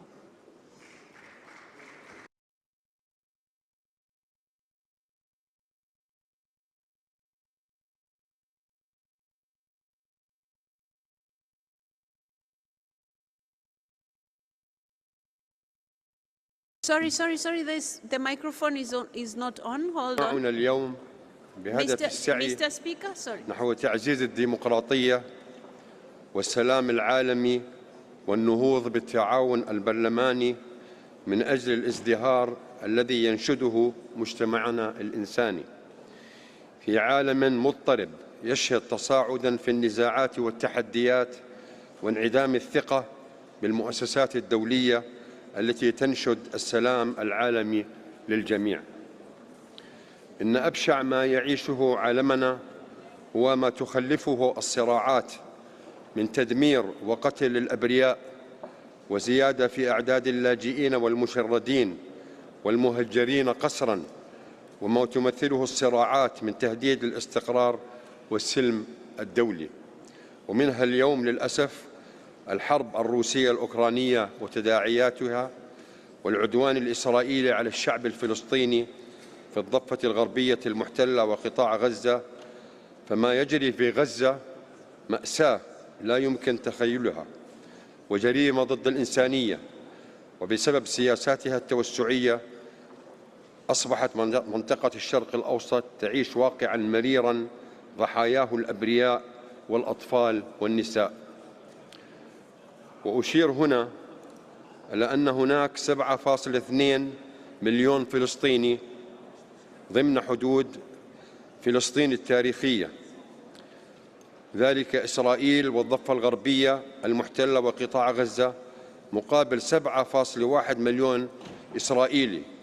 فإذا كانت إسرائيل لا تريد حل دولتين، فعلى إسرائيل كما اقترح جلالة الملك عبد الله الثاني أن تمنح فلسطيني الداخل حقوقهم السياسية كاملة ضمن دولة واحدة، فإسرائيل لن تنعم بالسلام دون منح الفلسطينيين حقوقهم السياسية والتاريخية.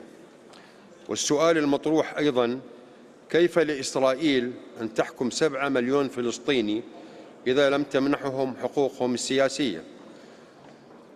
هل بالقوة والقمع والتقتيل والتهجير؟ هل يقبل الغرب بمبادئه وقيمه الأخلاقية هذه السياسة؟ والسؤال اليوم: أين دور البرلمانات والمنظمات البرلمانية الدولية في العمل من أجل وقف النزاعات والحرب التي فشلت للأسف الأمم المتحدة في حلها؟ إن التعاون البرلماني يمكنه القيام بدور أكثر فاعلية من أجل تعزيز السلام العالمي من خلال تفعيل الدبلوماسية البرلمانية كأداة من أدوات تحقيق السلام، من خلال إجراء الحوارات البناءة بين الأطراف المتنازعة ووضع تشريعات تدعم حل النزاعات سلمياً وتخفيض بؤر التوتر. إننا كبرلمانيين وبرلمانات مطالبين اليوم بالعمل من أجل تعزيز العدالة الاجتماعية والنهوض بالتعليم والرعاية الصحية وتحقيق العدالة الرقمية بين دول الشمال والجنوب، وضمان الاستخدام الأمثل والأخلاقي لأدوات التكنولوجيا الحديثة لحماية خصوصية الأفراد، بالإضافة إلى دعم التعددية السياسية وتعزيز التعاون ومواجهة تحديات الهجرة غير الشرعية والتغير المناخي وتحديات الفقر والجوع والتشرد التي تخلفها الصراعات.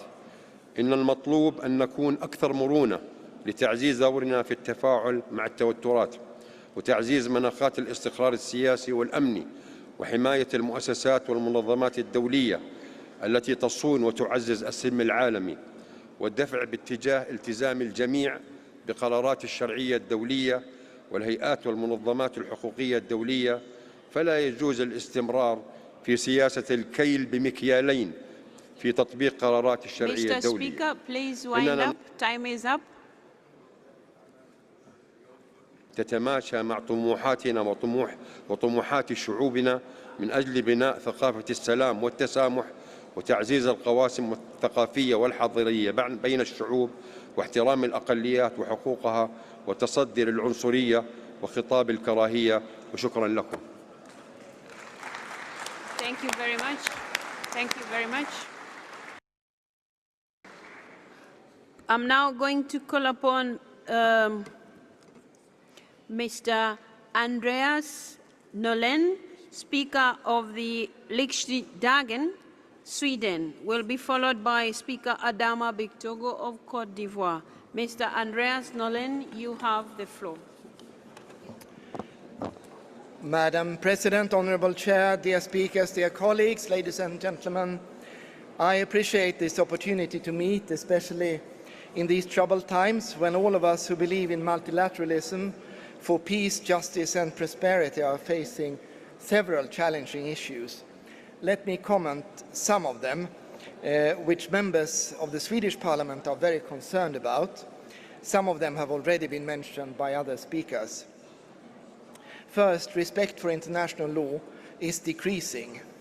There are numerous examples of this, and Russia's full-scale invasion of Ukraine is certainly one of them. Russia's war of aggression is a blatant violation of international law, and it is also an attack on democracy and human rights. International law must be respected in all conflicts, including in the Middle East. Israel naturally has the right to defend itself after the worst mass murder of Jews since the Holocaust, but Israel now has to do more to protect the civilian population in Gaza and greatly increase the access to humanitarian aid. International law, including humanitarian law, must be respected, and all violations of international law have to be investigated and those responsible brought to justice. Second, apart from the real wars that are waged, there are also several wars of propaganda going on, fueled by disinformation and lies, not least on social media. Again, Russia's war against Ukraine can illustrate this. Russia tries to spread false narratives about the causes of the war and has been relatively successful in some countries. Third, also trade wars are looming. History has shown that when tariffs rise, there are almost no winners, only losers. Free trade creates growth and innovation. Protectionism leads to economic stagnation and growing tension between countries. Fourth, great powers are trying to impose their will on smaller states through threats and violence. Russia is again a clear example, pursuing a 19th century imperialistic policy with the aim of dividing the world between great powers into spheres of influence. Fifth, democracy is backsliding in many countries.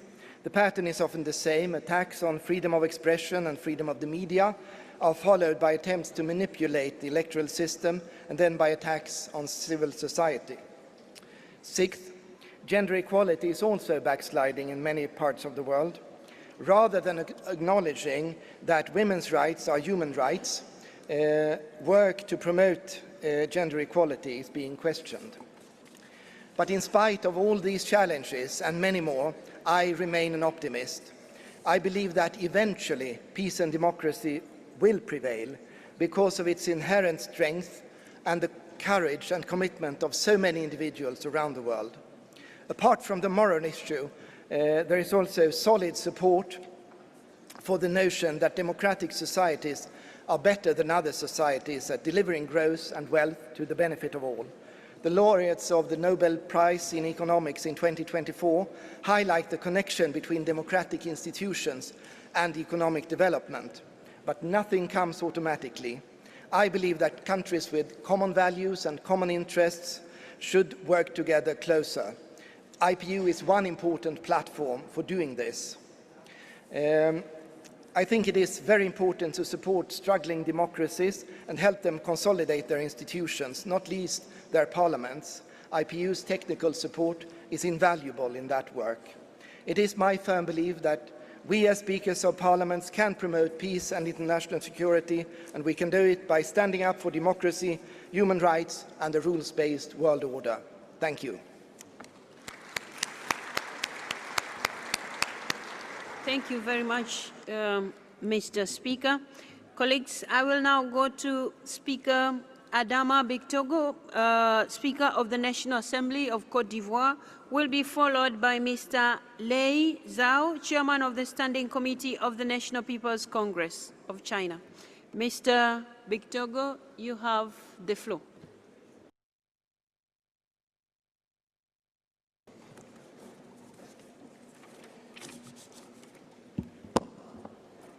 Madame la Présidente de l'Union interparlementaire, Dr Tulia Ackson, Mesdames et Messieurs les Présidents de Parlement, Monsieur le Secrétaire général de l'Union interparlementaire, Monsieur Martin Tongon, Mesdames et Messieurs les parlementaires, chers collègues, c'est un immense honneur pour moi de prendre la parole aujourd'hui pendant cette 6e conférence mondiale des présidents des parlements de notre Union, qui se tient dans un contexte mondial marqué par la remise en cause du multilatéralisme, les défis environnementaux liés notamment au dérèglement climatique, la persistance des crises, crise israélo-palestinienne, crise russo-ukrainienne, crise du Soudan, crise RDC Congo-Rwanda et les guerres commerciales. Toutes ces situations nous interpellent. C'est pourquoi je me félicite du choix du thème retenu pour ces assises, à savoir le monde dans la tourmente, coopération parlementaire et multilatéralisme en faveur de la paix, de la justice et de la prospérité pour tous. Madame la Présidente, honorables parlementaires, la tourmente actuelle du monde nous appelle à une coopération parlementaire renforcée. Nos différences ne doivent pas nous diviser, mais plutôt nous enrichir. En partageant nos expériences, nos défis et nos réussites, nous pouvons trouver des solutions communes aux problèmes qui transcendent nos frontières. Il est donc urgent que nous, parlementaires du monde, assumions notre responsabilité historique, celle de défendre la paix, de promouvoir la justice et d'œuvrer à une prospérité partagée. C'est en cela que le multilatéralisme prend tout son sens et nos institutions multilatérales sont les plateformes où nos aspirations communes doivent nous permettre d'avoir un monde meilleur pour le bonheur de nos populations.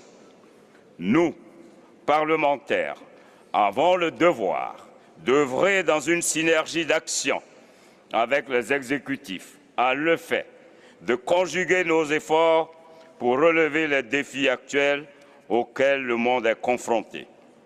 Nous devons veiller à ce que les engagements pris soient traduits en actions concrètes pour garantir la paix à nos populations.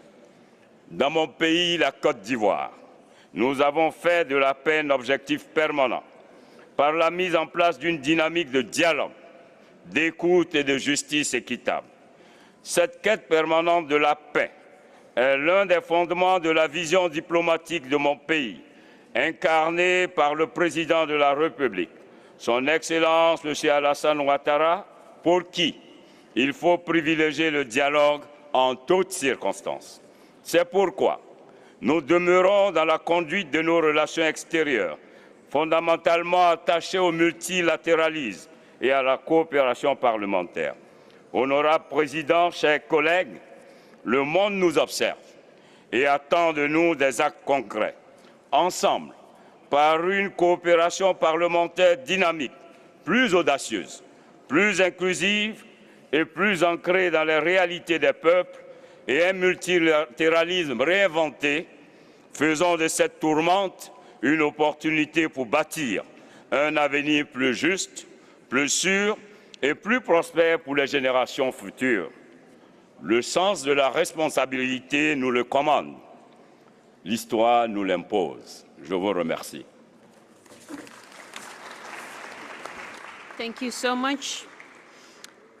I would now like to call on Mr. Leji Zhao, Chairman of the Standing Committee of the National People's Congress of China, will be followed by Ms. Saiba Gafarova, Speaker of the Milli Majlis, Azerbaijan. Mr. Leji Zhao, you have the floor.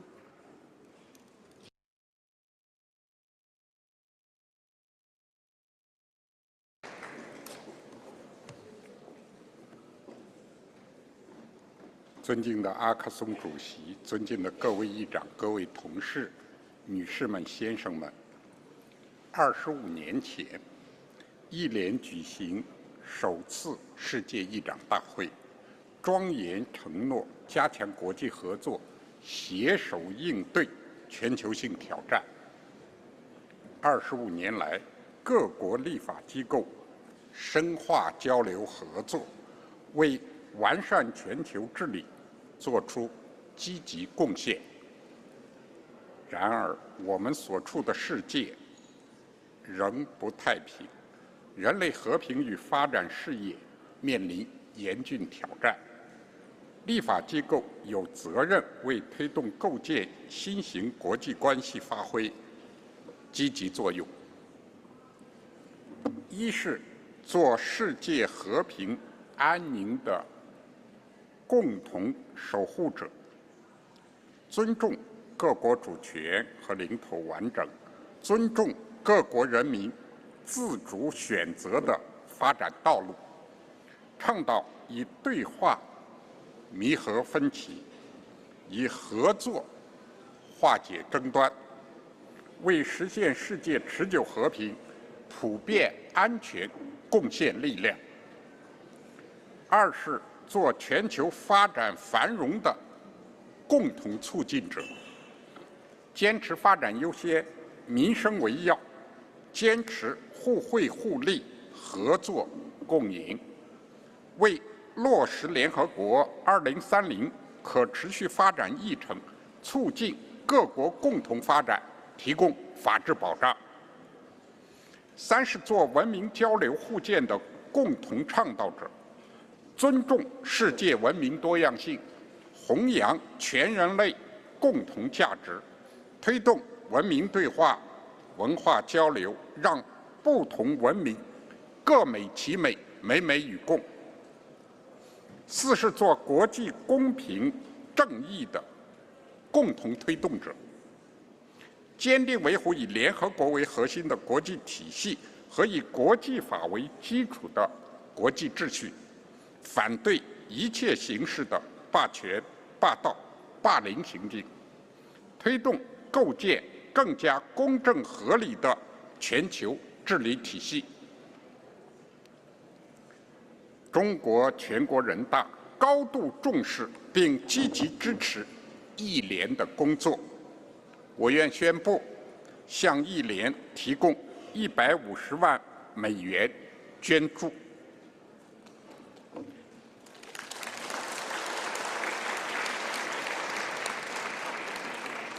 今年是世界反法西斯战争胜利和联合国成立80周年。中国坚定维护2战胜利成果和战后国际秩序。我们愿加强同议联和各国立法机构的交流合作，共同践行全球发展倡议、全球安全倡议、全球文明倡议，促进平等有序的世界多极化、普惠包容的经济全球化，携手构建人类命运共同体。谢谢大家。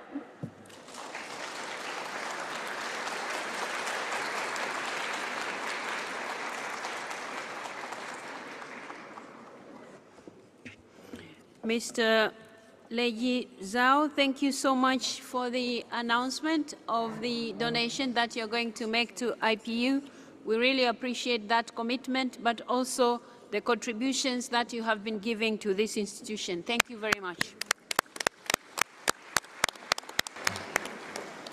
Colleagues, now before us we have Madam Sahiba Gafarova, Speaker of the Milli Majlis from Azerbaijan. You have the floor.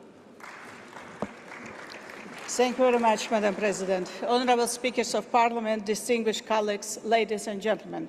It's a great honour and privilege for me to greet you all on behalf of the Parliament of the Republic of Azerbaijan to the 6th World Conference of Speakers of Parliament. I would like to express my gratitude to the leadership of the Inter-Parliamentary Union for their dedication and tireless efforts.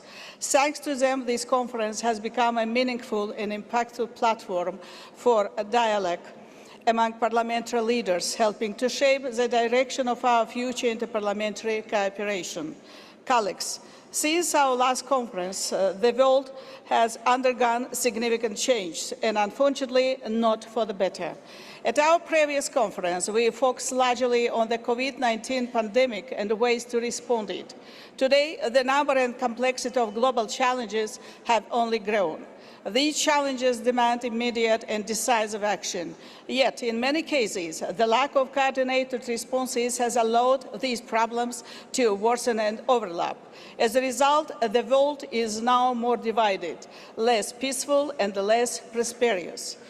At the root of this troubling reality is the erosion of effective international cooperation and solidarity, the very foundation of multilateralism.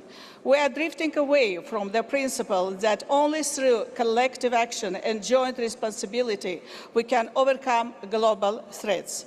Dear colleagues, there is no doubt that a strong and inclusive multilateral system led by the United Nations has the potential to offer real and lasting solutions. However, discussions on how to reform the United Nations system continue. One thing is clear.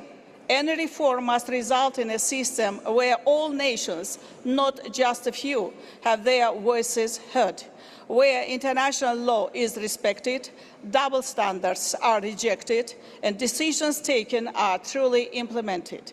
Only under these conditions we can achieve the goals of peace, justice, and prosperity for all.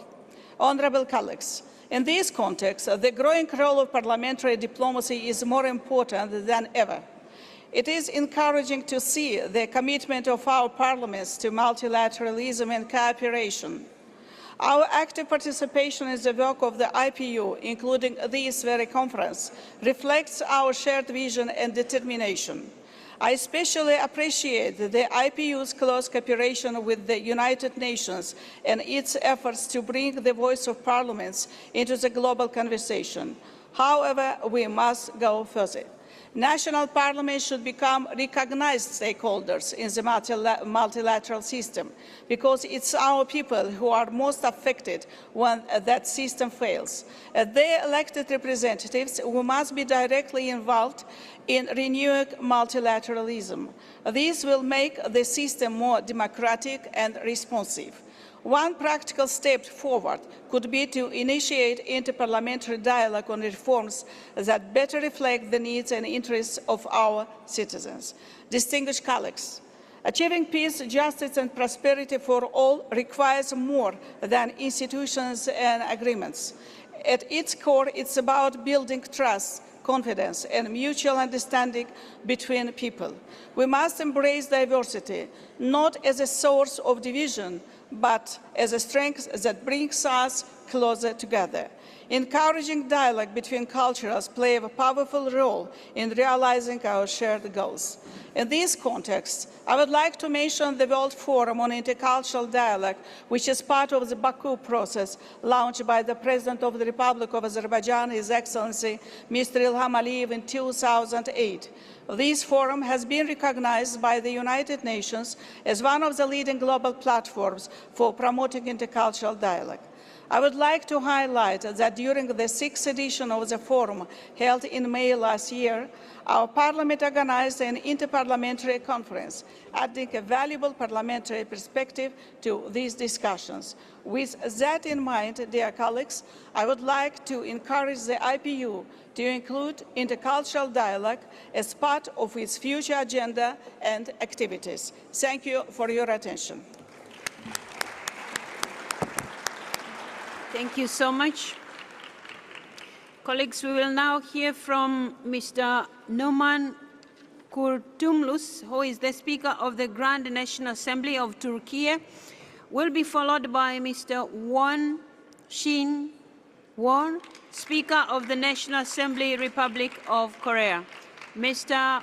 Kurtulmuş, you have the floor.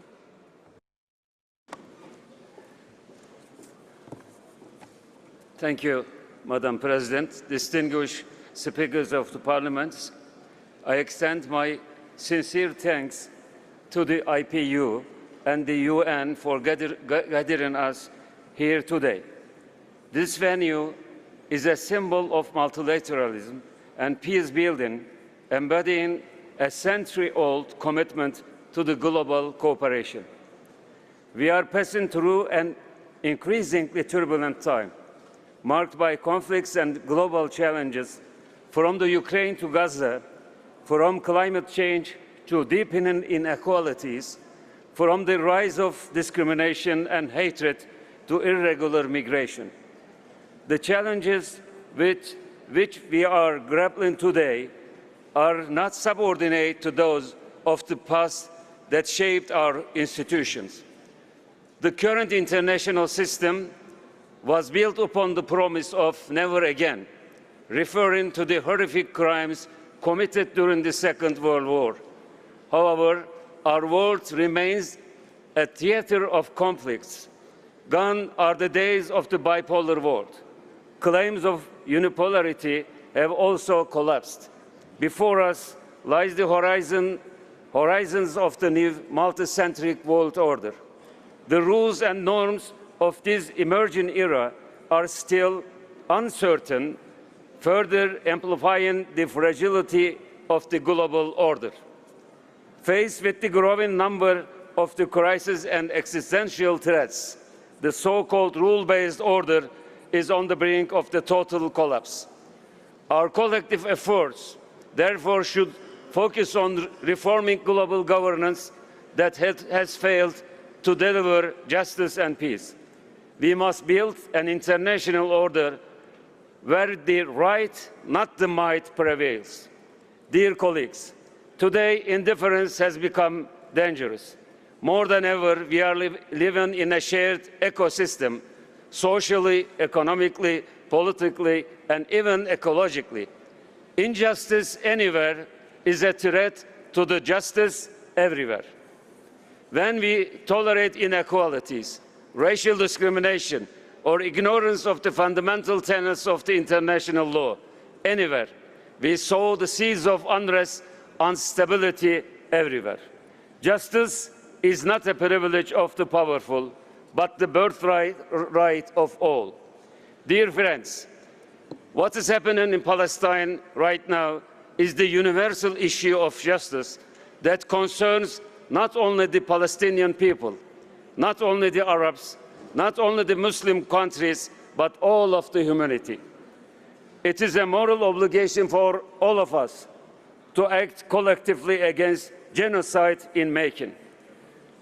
With this understanding, we, as several parliaments, have established the group of parliaments in support of Palestine in order to forge solidarity for Palestinian people and the support two-state solution. Apart from the urgent need to put an end to the unfolding genocidal campaign in the occupied Palestinian territories and to bring perpetrators to justice, we are of the view that the two-state solution is the only path to establishing a just and lasting peace in the region. As the United States Secretary General rightly underscored yesterday, statehood for the Palestinians is a right, not a reward. On this occasion, I invite all parliaments to join our group with the only condition that they embrace the vision of two-state solution to make our voices heard more powerfully and effectively. I thank you so much. Thank you so much. Thank you. Thank you. Mr. Won Shi-woo, Speaker of the National Assembly, Republic of Korea, will be followed by Mr. Hugo Mota Wandeli da Nobrega, President of the Chamber of Deputies from Brazil. Mr. Won Shik Woo, you have the floor. 존경하는 각국의 동료 국회의장 여러분, 최근 반년 사이 한국에서 있었던 정치적 격변을 잘 알고 계실 겁니다. 작년 12월 국회 의결로 비상계엄을 즉각 해제시킨 후 나는 여기 계신 각국 의장들께 한국의 민주주의 역량을 믿고 지지해달라는 서한을 보냈습니다. 그리고 한국은 정말로 해냈습니다. 헌법과 국민의 신임을 배반한 대통령에 대한 탄핵과 조기 대선까지 위기를 극복하고 헌법과 법률이 정한 절차에 따라 평화롭게 헌정 질서를 회복했습니다. 한국 민주주의에 대한 자부심과 함께 여러분을 이렇게 뵙게 돼서 정말 기쁩니다. 그동안 국제사회가 대한민국 민주주의에 보내준 관심과 지지에 감사의 말씀을 드립니다. 한국은 민주주의의 힘은 주권자 시민의 참여와 의회의 책임 있는 역할이 결합할 때 강해진다는 것을 보여주었습니다. 이 사실은 세계가 직면한 전쟁과 기후위기, 정치 양극화와 불공정, 사회경제적 불평등 심화와 같은 문제를 해결하는 데도 의회가 적극적 역할을 해야 한다는 것을 말해줍니다. 이러한 문제들이 평화를 해치고 인도적 위기를 유발하며 사회적 정의 실현의 중요한 기반인 민주주의의 위기를 가져오기 때문입니다. 두 가지에 주목하고자 말씀드립니다. 첫째, 글로벌 문제 해결을 위한 각국 의회의 공통된 입법 노력 강화입니다. 의회는 소수 지도자로 이루어진 행정부에 비해 더 민주적이고 더 포용적인 리더십을 발휘할 수 있습니다. 의회는 입법과 예산을 통해 불평등을 완화함으로써 사회적 갈등을 줄이고 사회 통합을 견인해야 합니다. 특히 기후위기와 인공지능과 같은 초국경적 과제는 다양한 당사자들의 목소리를 반영해 갈등을 중재하고 각국 의회의 경험을 공유하는 것이 중요합니다. 둘째, 글로벌 문제 해결의 실질적 통로로 의회 외교, 특히 다자 협력을 강화하는 것입니다. 지난해 나는 G20 국회의장 회의에서 기후위기 대응을 위한 의장급 회의체 출범을 공식 제안했고, 이는 의회 최고위급 차원에서 기후변화 협력에 계속해서 관여해 나갈 것이라고 하는 공동선언문 채택으로 이어졌습니다. 올해는 범지역협력체 믹타의 국회의장 회의의 의장국으로서 평화 구축과 인도적 지원을 위한 의회 협력이라는 의제를 주도해 나갈 계획입니다. 동료 국회의장 여러분, 나는 이 자리에서 특별히 한반도에서 평화 실현에 대한 여러분의 관심과 협력을 구하고 싶습니다. 제2차 세계대전 종전과 UN 창설 80주년인 올해 우리는 다시 평화의 메시지를 확산해야 합니다. 지난 일요일은 한국전쟁 정전협정 체결 72주년이 되는 날이었습니다. 세계사에서 유례없는 긴 휴전, 아직 전쟁 중인 한반도에서 평화의 메시지가 시작되기를 간절히 희망합니다. 특히 한반도에 달라진 것이 있습니다. 남북이 서로를 겨누던 확성기 방송, 전단과 오물풍선, 체제 선전 방송과 방해 전파 가동이 중단되었습니다. 대결과 적대의 상징인 행위들이었습니다. 이러한 변화가 어떤 결과로 이어질지 아직은 예단할 수 없습니다. 그러나 평화는 만드는 것입니다. 강이 아무리 얼어붙어도 얼음장 밑에 물은 흐릅니다. 아무리 어려워도 대화의 창구는 열어야 합니다. 이를 위한 우리의 의지가 평화를 향한 추동력이라고 나는 믿습니다.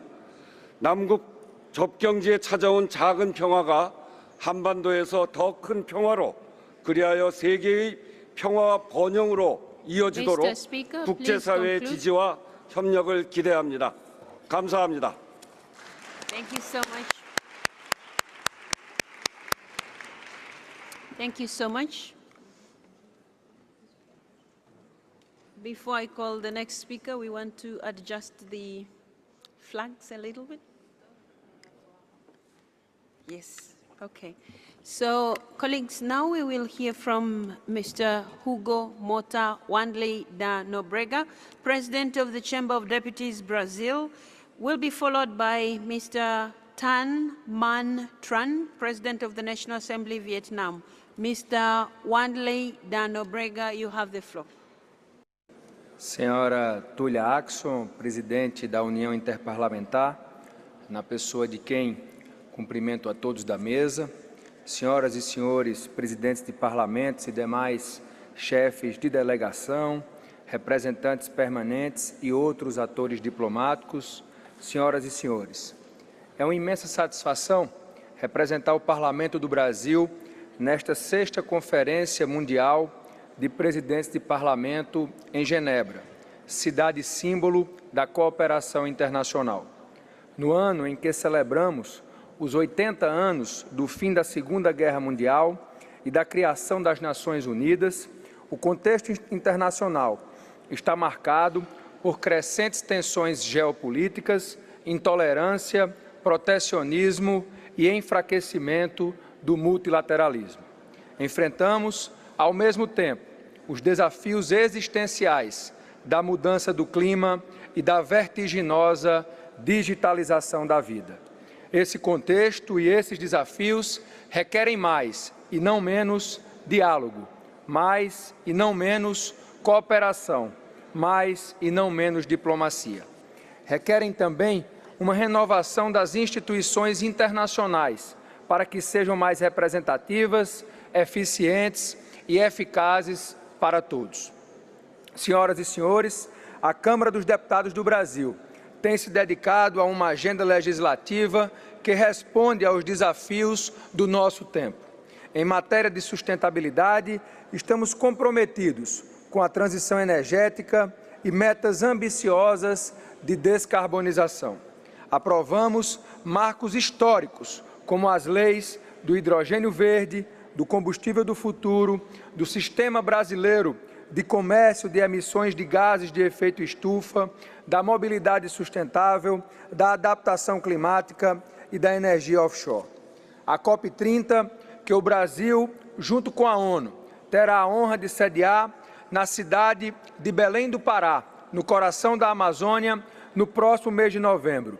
Será a ocasião para mostrarmos ao mundo, uma vez mais, o papel central do Parlamento brasileiro na agenda do desenvolvimento sustentável. Esperamos anunciar em breve os detalhes sobre reunião parlamentar no contexto da COP30, em parceria com a União Interparlamentar. No mundo digital, o Parlamento brasileiro avança no debate do projeto de lei sobre inteligência artificial, a fim de promover a inovação, salvaguardar direitos e mitigar riscos no seu uso. Outras propostas em tramitação visam a proteger crianças e adolescentes, prevenir crimes com o uso de inteligência artificial e promover o uso consciente das tecnologias digitais. No domínio comercial, aprovamos a Lei de Reciprocidade Econômica.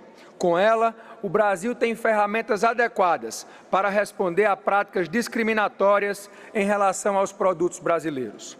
É uma resposta serena, mas firme, em linha com a nossa profunda preocupação com o uso de medidas comerciais unilaterais para fins protecionistas e para ingerência em assuntos internos de outros países. Senhoras e senhores, a diplomacia parlamentar está entre as prioridades do Parlamento brasileiro.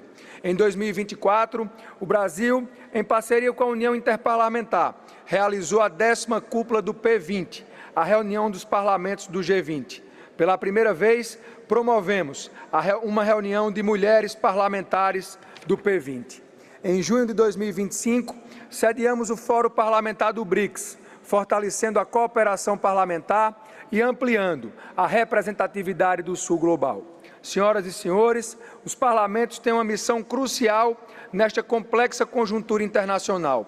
Temos a responsabilidade de assegurar que nossos respectivos governos nacionais respeitem a Carta das Nações Unidas, redobrem esforços para alcançar os objetivos de desenvolvimento sustentável e trabalhem pela implementação do Pacto para o Futuro, recentemente adotado pela Assembleia Geral da ONU.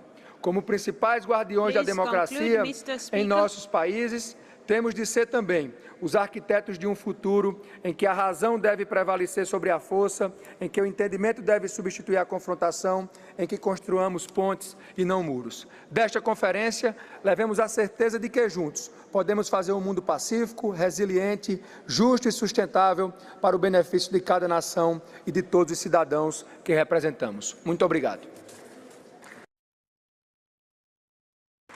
Thank you so much, Mr. Speaker. Colleagues, I'm now going to call on Mr. Tan Man Tran, President of the National Assembly of Vietnam, will be followed by Madame Raymond Gagne, Speaker of the Senate of Canada. Mr. Tan Man Tran, you have the floor.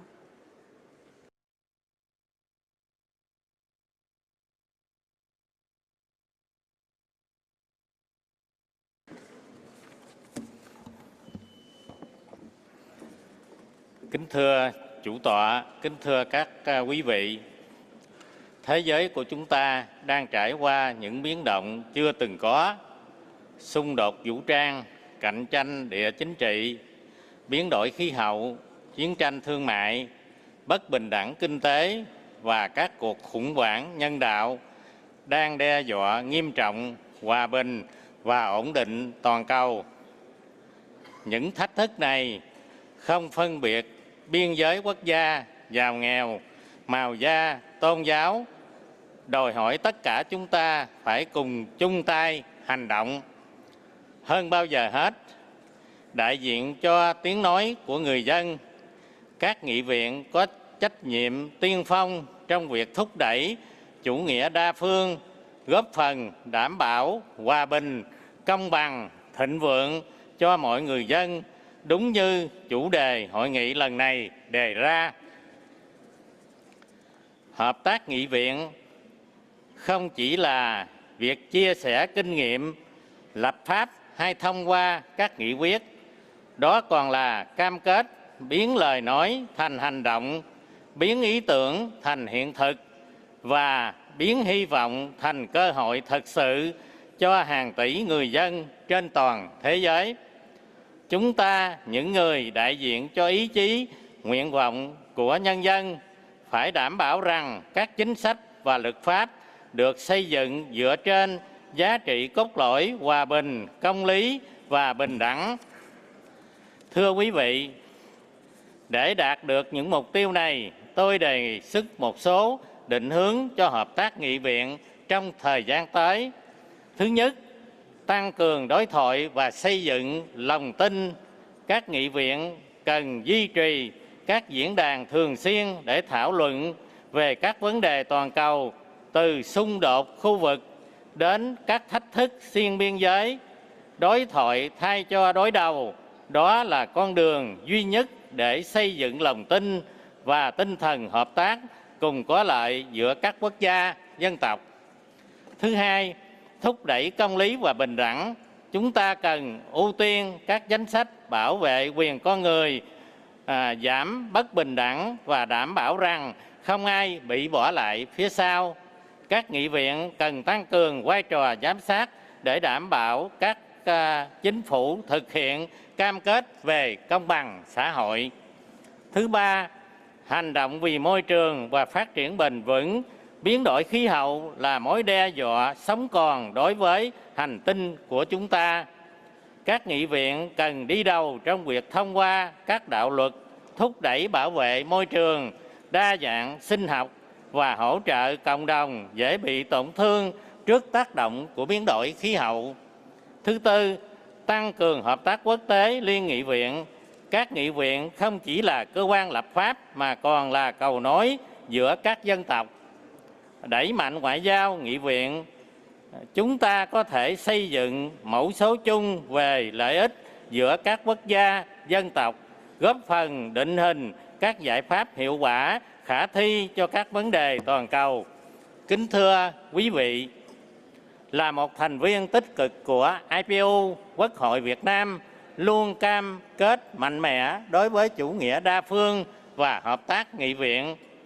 Chúng tôi tin rằng hòa bình, công lý và thịnh vượng chỉ có thể đạt được khi tất cả các quốc gia, dù lớn hay nhỏ, cùng tôn trọng luật pháp quốc tế, hợp tác bình đẳng và đặt lợi ích của người dân ở vị trí trung tâm.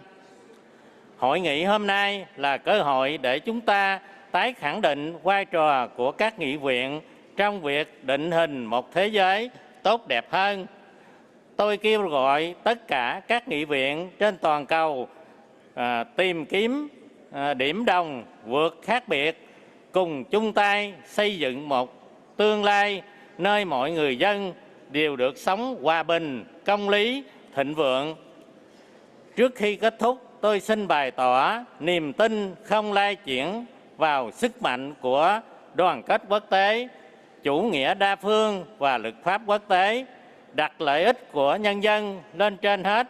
Chúng ta chắc chắn sẽ vượt qua mọi thách thức.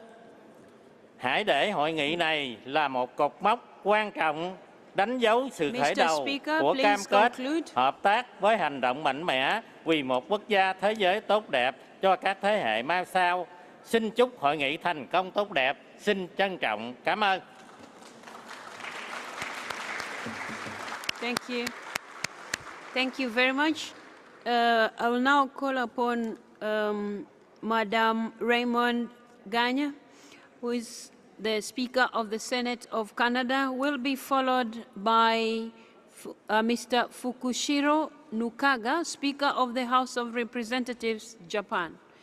Madame Raymond Gagne, you have the floor.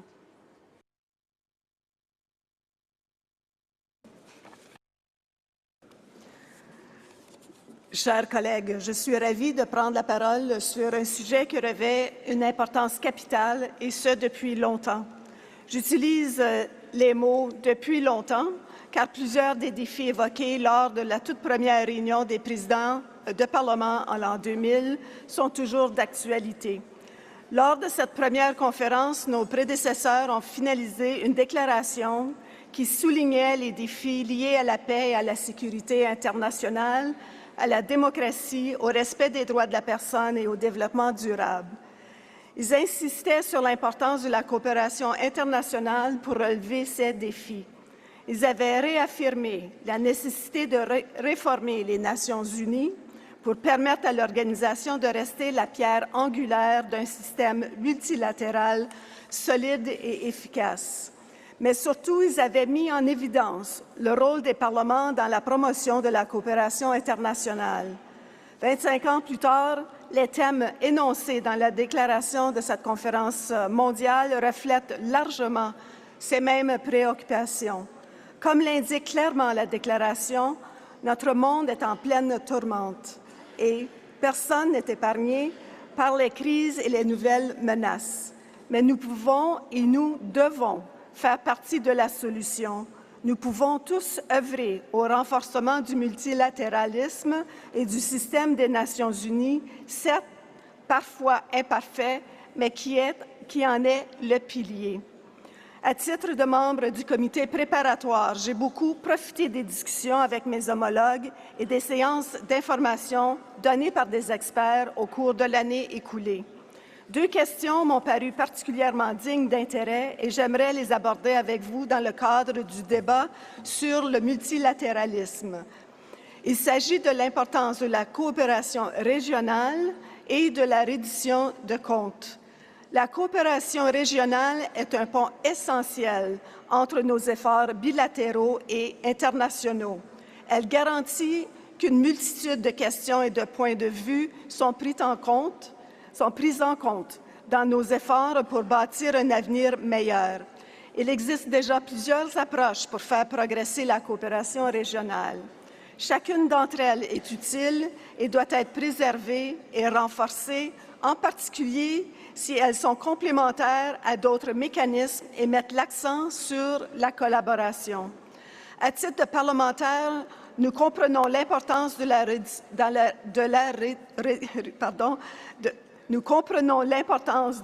reddition de comptes. Nous savons que nos efforts collectifs en vue d'améliorer le système multilatéral manqueront de légitimité si l'obligation de rendre des comptes n'est pas intégrée au processus. Comme le souligne la déclaration signée en 2000, les parlementaires ont un rôle important à jouer pour assurer cette reddition de comptes. Et c'est toujours le cas aujourd'hui. Mais chaque Parlement est unique et je laisse à chacun d'entre vous le soin de réfléchir à la manière dont il pourrait activement mettre en œuvre et suivre les accords internationaux qui sous-tendent le multilatéralisme. Pour conclure, en dépit des défis qui se posent sur la scène mondiale, je suis convaincue que nous retournerons dans nos parlements respectifs avec une meilleure compréhension de la voie à suivre. J'espère sincèrement que lorsque nos successeurs se réuniront pour la prochaine conférence, leurs discussions porteront non pas sur les améliorations possibles, mais sur les résultats concrets obtenus. Je vous remercie.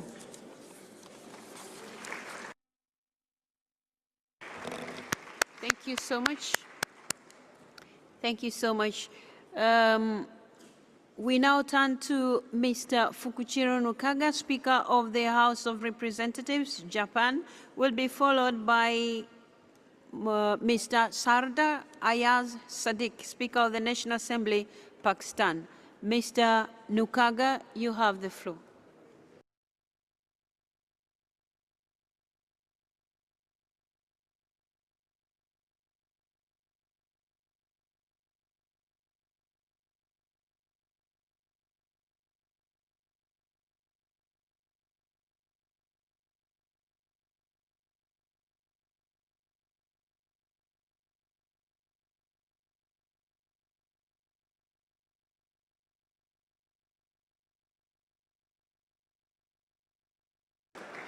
アクソン IPU 議長さんをはじめ、ご列席の皆さん、世界中からお集まりの皆さん、この重要な会議に参加することができて、大変嬉しく思っております。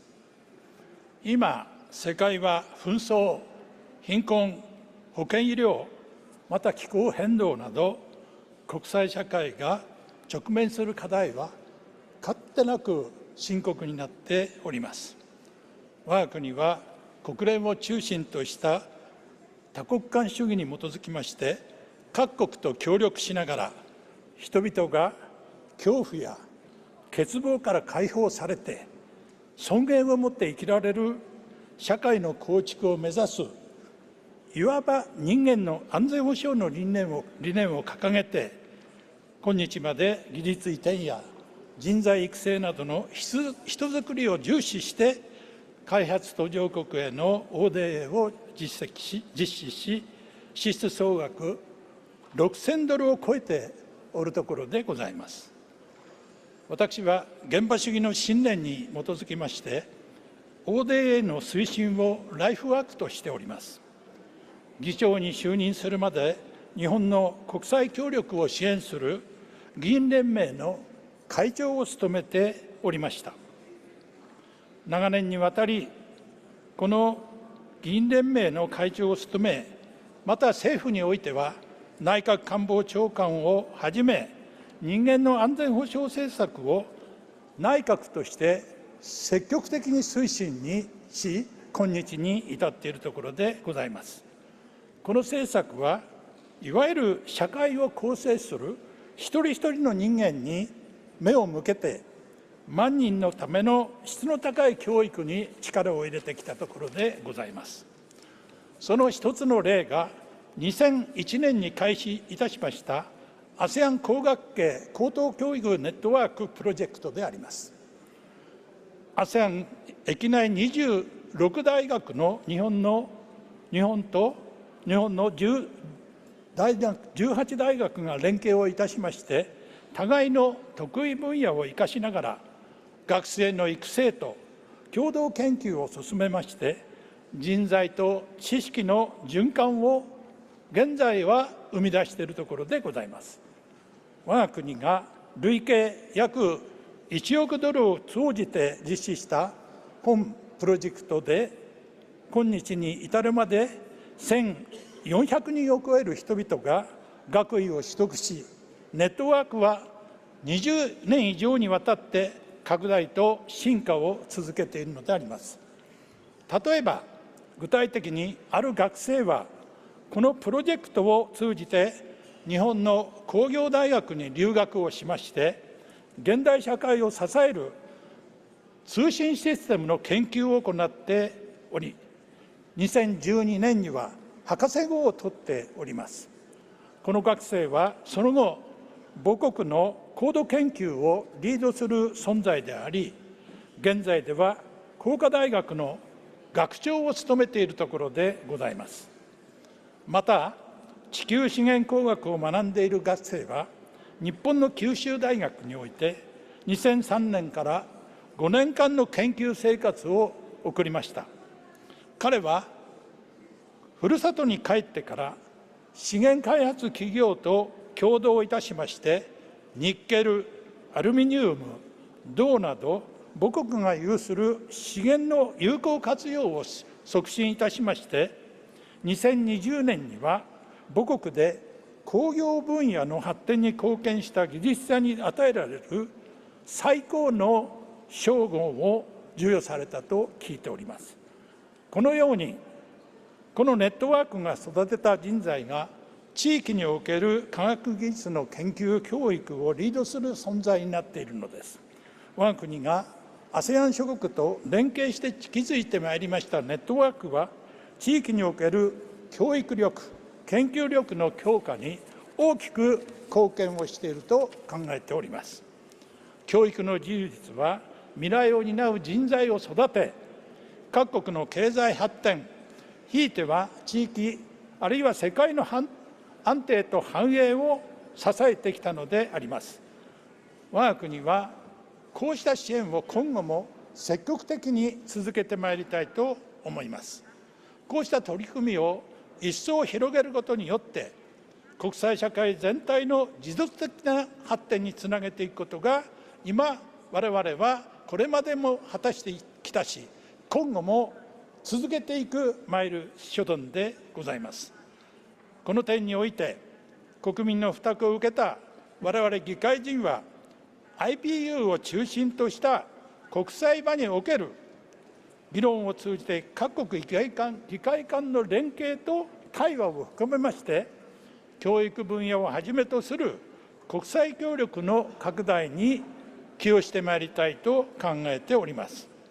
今日は各国議会の代表の皆さん方とこうしてお会いできて、お互いに意見交換をし、世界のために議会人として積極的にその活動と支援を行っていくことを約束できることは、これ以上幸せなことはありません。今後とも困難な国際社会において、議会人の代表たちが集まっておりますので、お互いに連携をして、国際社会の安定と繁栄のために全力投球をしていくこの会議にしようではありませんか。お互いに頑張ってまいりましょう。ありがとうございました。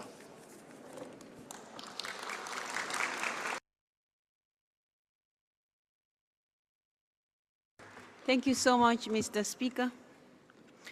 Colleagues, apologies. It became very difficult for me to cut him short because when he came in, he was very respectful and we all clapped for him. I believe you all agree with me, right? Thank you. So we now go to Mr. Sardar Ayaz Sadiq, Speaker of the National Assembly of Pakistan, will be followed by Sir Lindsay Holley, Speaker of the House of Commons from the United Kingdom. Mr. Sadiq, you have the floor.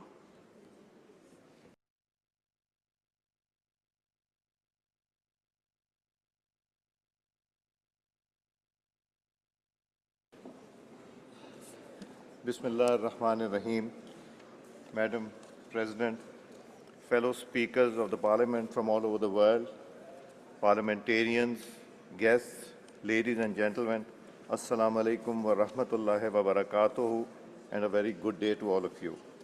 It is with sense of history that I address this historic gathering of the presiding officers of the national legislatures from across continents of this beautiful city of Geneva. The international city of global diplomacy and a hub of multilateralism, Geneva provides us an ideal location to discuss a world in turmoil, parliamentary cooperation, and multilateralism for peace, justice, prosperity for all. What is more, our presence in Geneva must also remind us of the fate of the League of Nations, born and buried in this very city when multilateralism failed to stop the surge of populism, rise of the right, and narrow interpretations of nationalism. Yet again, after nearly a century, we stand at crossroads. The world faces a multitude of interconnected crises threatening international peace and security, economic stability, and sustainable development. Situations of foreign occupation continue. The tenets of UN Charter and international law are being violated with impunity by some who are willing to sacrifice international peace at the altar of the narrow electoral gains and homogenic regional ambitions. The United Nations and the multilateralism it represents are facing challenges from populism, ultranationalism, and unilateralism. Despite the UN Charter promises of better standards of life for humanity, over 100 development countries are in debt distress or facing liquidity crisis owing to structural deficiencies in the international trade and financial architecture. Climate change possesses an existentialist threat.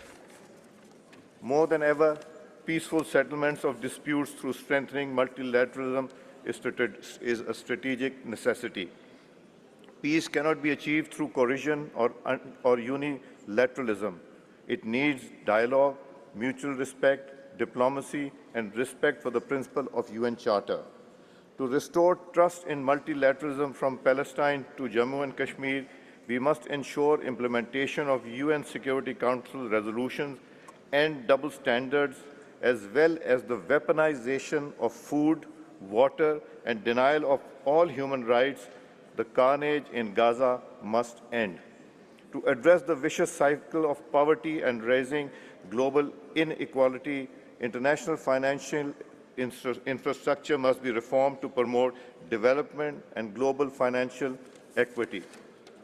Excellencies, as parliamentarians, we have a duty to confront these realities with moral clarity and political courage.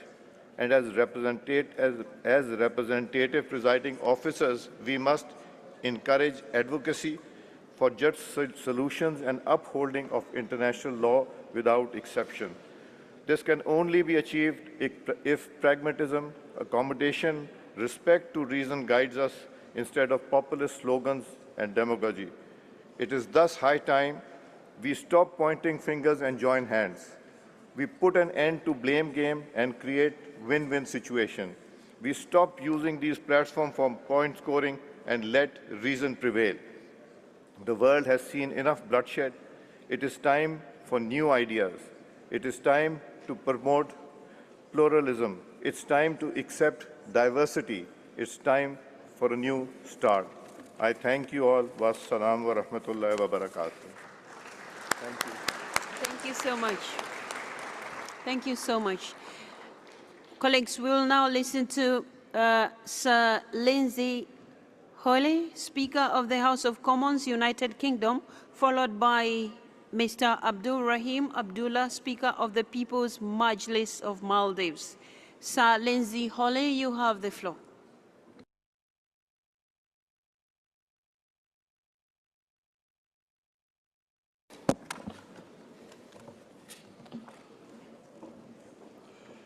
Can I just say to conference, there is breaking news from the UK that a cabinet meeting has taken place, and the suggestion is the recognition of Palestine by September unless there is a ceasefire.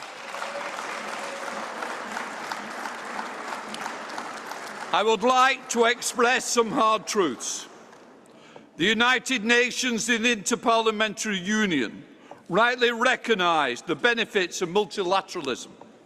There are multilateral in nature, born out of philosophy, providing frameworks that are meant to constrain optimistic behaviour and encourage coordination.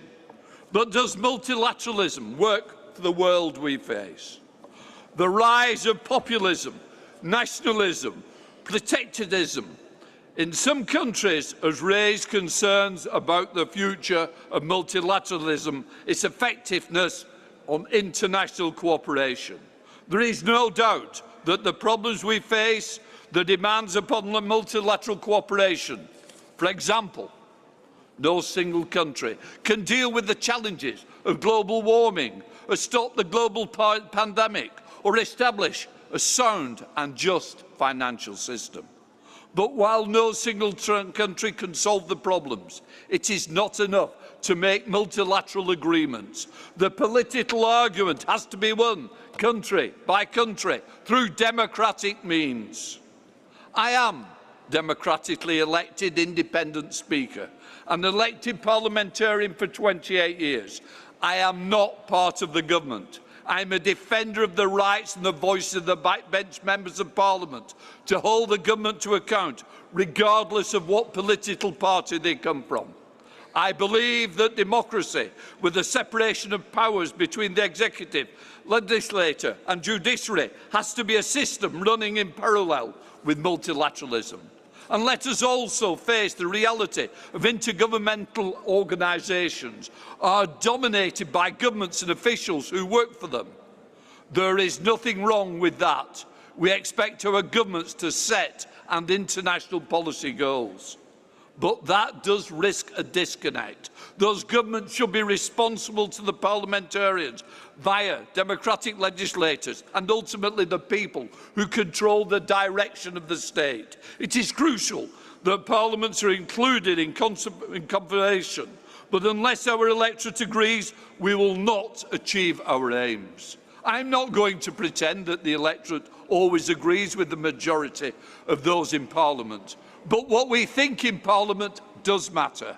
It is certain that the electorate will be sceptical if their representatives feel that multilateral organisations have nothing to do with them, or these vital conversations are happening without their representations and representatives being involved.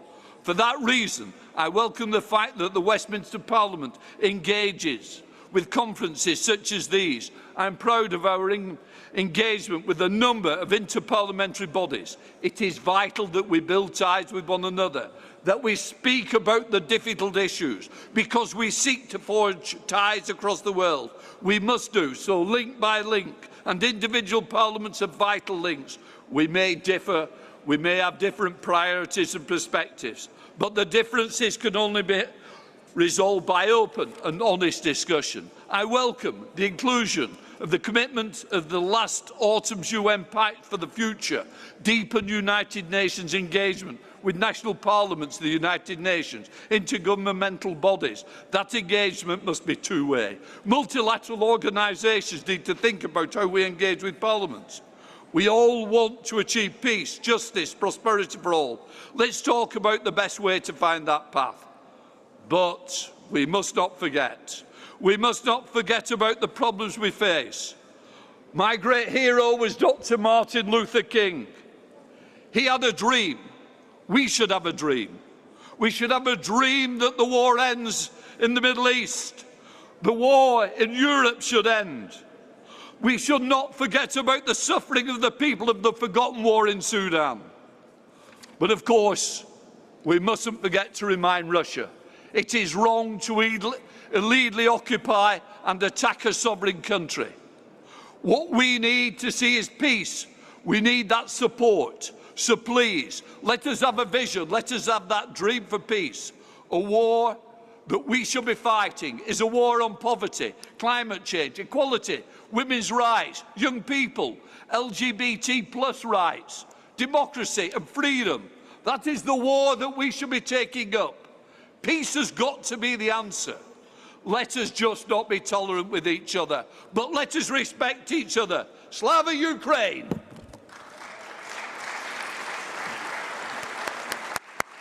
Thank you very much. Colleagues,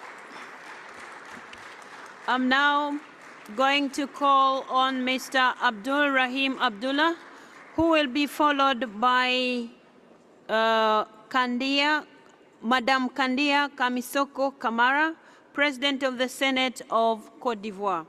Mr. Abdullah, you have the floor. Steps.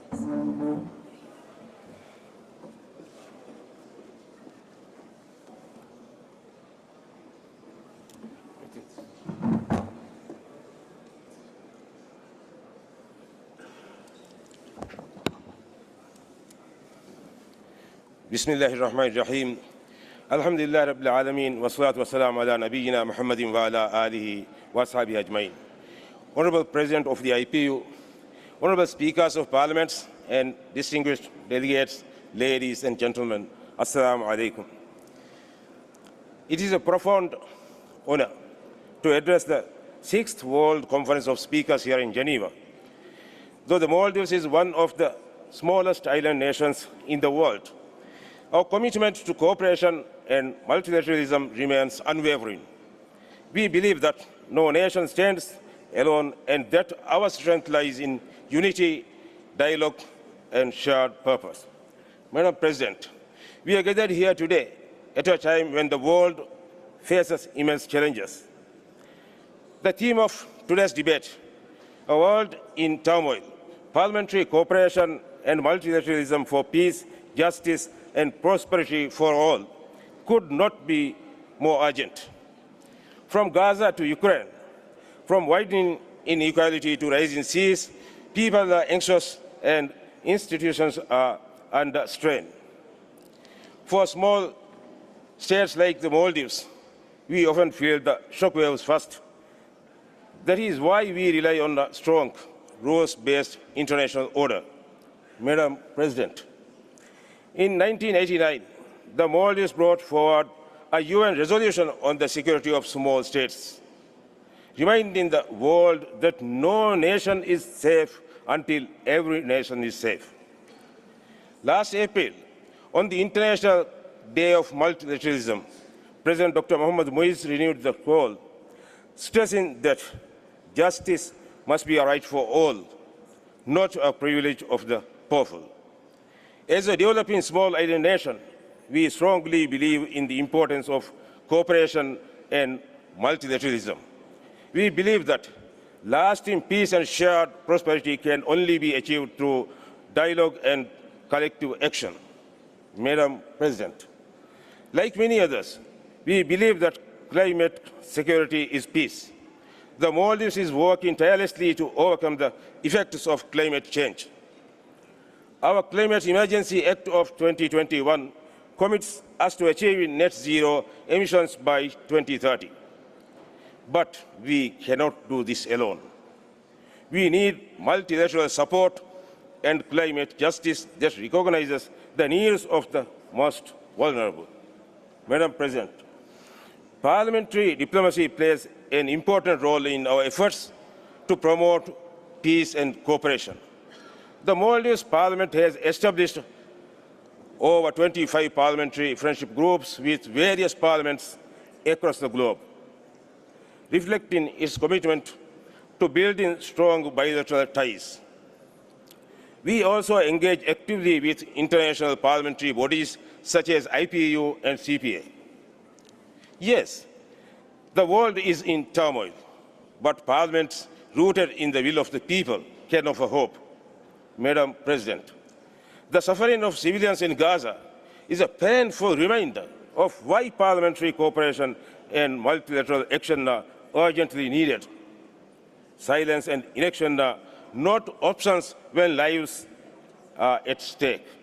Madam President, let us choose dialogue over division, cooperation over conflict, unity over isolation. For peace, justice, and prosperity must belong to all. As the speakers under the IPU, let us work closely with UN to ensure the people's voice shapes global decisions. I thank you. Thank you so much, Mr. Speaker. Thank you so much. Colleagues, I had already called on Madame Kandia Kamosoko Kamara, President of the Senate of Cote d'Ivoire, will be followed by Mr. Juan Esteban Lazo Fernandez, the President of the National Assembly of the People's Power, Cuba. Madame Kamara, you have the floor.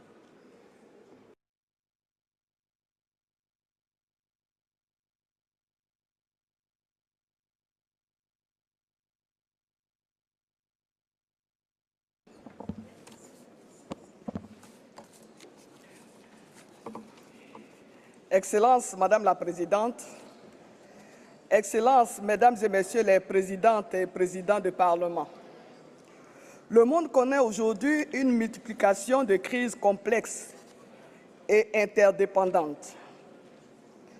Conflits armés, montée des extrémistes, dérèglement climatique, insécurité alimentaire, inégalités croissantes et effritement du dialogue multilatéral ou des structures de sécurité collective.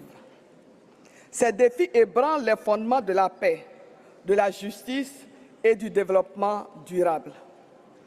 Dans ce contexte incertain, la Côte d'Ivoire, sous la haute autorité de son Excellence M. Alassane Ouattara, président de la République, a fait le choix résolu de la stabilité, du dialogue et du développement inclusif.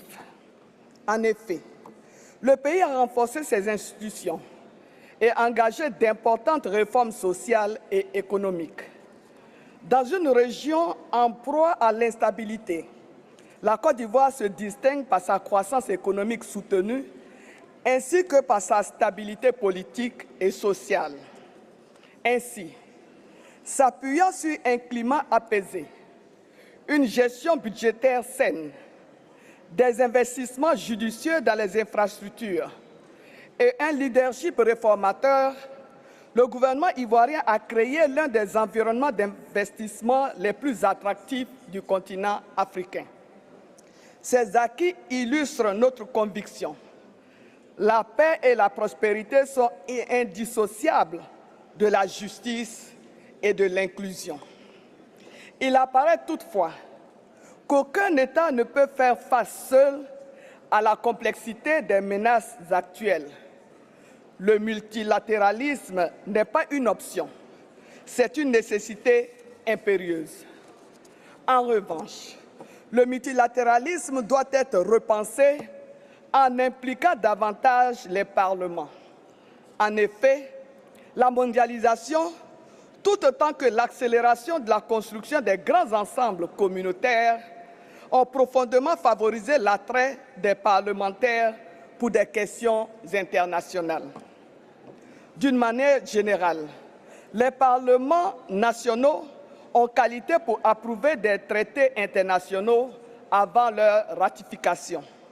Cependant, la compétence des parlements et des parlementaires ne devrait pas se limiter à cette étape formelle des relations internationales.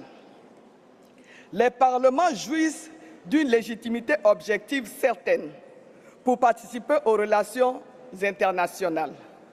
C'est par leurs actions qu'ils œuvrent à l'émergence véritable d'une opinion publique transnationale, d'une démocratie à l'échelle internationale, d'une diplomatie des peuples. C'est pourquoi je voudrais ici lancer un appel. Que notre coopération parlementaire soit un levier de diplomatie active, de partage d'expériences, de co-construction de normes et surtout d'actions concrètes en faveur des plus vulnérables. Excellences, Mesdames et Messieurs, pour terminer, je voudrais réitérer l'engagement du Sénat de la République de Côte d'Ivoire à œuvrer en faveur d'un parlementarisme solidaire, d'une diplomatie des peuples sensible aux réalités du terrain et actrice du renforcement d'un multilatéralisme fécond. Ensemble, soyons les artisans d'un monde plus juste, plus sûr et plus prospère. Je vous remercie. Thank you so much, Madam Speaker. Colleagues, I had called on Cuba, but we will not be having interpretation, so I'm now going to call to the floor the two speakers of our host country, Ms. Maya Renica, President of the National Council, and Mr. Andrea Caroni, President of the Council of State. Please come and join us. Yes. Ms. Maya Renica, you have the floor. Madame la Présidente de l'Union interparlementaire, Mesdames et Messieurs les Présidents et Présidentes, chers collègues, Excellences, c'est un plaisir immense que vous accueillir ici à Genève. Permettez-moi d'adresser mes pleins sincères remerciements aux autorités suisses et genevoises pour l'organisation de cette réception. J'exprime toute ma reconnaissance au Conseil d'État de la République et canton de Genève, ainsi qu'au Conseil administratif de la ville de Genève. Je remercie également l'Assemblée fédérale et je salue le Conseil fédéral qui incarne tous à leur manière la tradition helvétique du dialogue en faveur de la paix et du multilatéralisme. La Suisse est fermement engagée en faveur de l'égalité entre les femmes et les hommes. C'est pourquoi le 15e sommet des présidentes organisé en collaboration avec le Parlement suisse constitue une étape stratégique où nous redéfinissons les priorités parlementaires mondiales en matière de genre, de paix et de sécurité. La 6e conférence mondiale que j'ai eu l'honneur d'ouvrir aujourd'hui porte sur la coopération parlementaire et le multilatéralisme en faveur de la paix, de la justice et de la prospérité pour nous et pour vous tous. Elle réunit les voix légitimes des peuples que nous représentons. Elle est un acte de foi en la démocratie parlementaire dans toute sa diversité et sa richesse. 2025 marks several important milestones, including the 30th anniversary of the Beijing Declaration and the 25th anniversary of the Women, Peace and Security Agenda. These milestones highlight the urgent need for women's empowerment and equality. Discussions at the summit will inform this World Conference on more inclusive governance. These two events demonstrate our collective commitment to creating a fairer global order. In Geneva, we must recognize that multilateralism benefits not only our own well-being, but also that of our partners. It is founded on cooperation, mutual respect, and inclusion. These values are embedded in the DNA of the IPU, an organization that has been working for global democracy and peace since 1889. Multilateralism is not an option, it is necessary. We must integrate a gender perspective into all aspects of our collective action, particularly parliamentary diplomacy, to enable women and young people to participate in all the decision-making processes. Our challenge is clear: to create a form of governance that unites people, responds to transnational challenges, and recognizes all voices, especially those that are currently underrepresented. This is how we will strengthen peace, justice, and prosperity for all, the very theme of our World Conference. Je passe maintenant la parole au président du Conseil des États, Monsieur Andrea Caroni. Je vous remercie.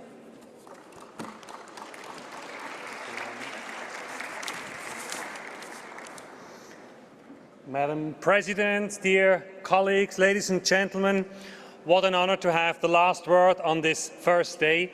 And what an honor to have this last word by inviting you to the legendary Swiss reception, which will begin in just a few moments. So please bear with me. Mais permettez-moi d'emblée d'exprimer ma profonde gratitude aux organisateurs de cette réception, à savoir notre Assemblée fédérale, notre Conseil fédéral et le Conseil d'État de la République du canton de Genève et le Conseil administratif de la ville de Genève. Je tiens également à remercier l'UIP qui fait de cette conférence une rencontre fidèle à l'esprit du dialogue interparlementaire, tellement apprécié aussi par mon pays, la Suisse, qu'il me soit permis de vous dire dans toutes les langues officielles de l'IPU, merci, thank you, gracias, shukran, xie. En esta conferencia renovamos nuestro compromiso colectivo con nuestras instituciones y con el multilateralismo, algo tan necesario en estos tiempos. Et renouveler cet engagement, c'est aussi répondre aux enjeux de demain. La diplomatie parlementaire anticipe déjà la gouvernance de l'avenir numérique dont l'impact redessine nos sociétés aussi sûrement que les lois que nous faisons en tant que Parlement.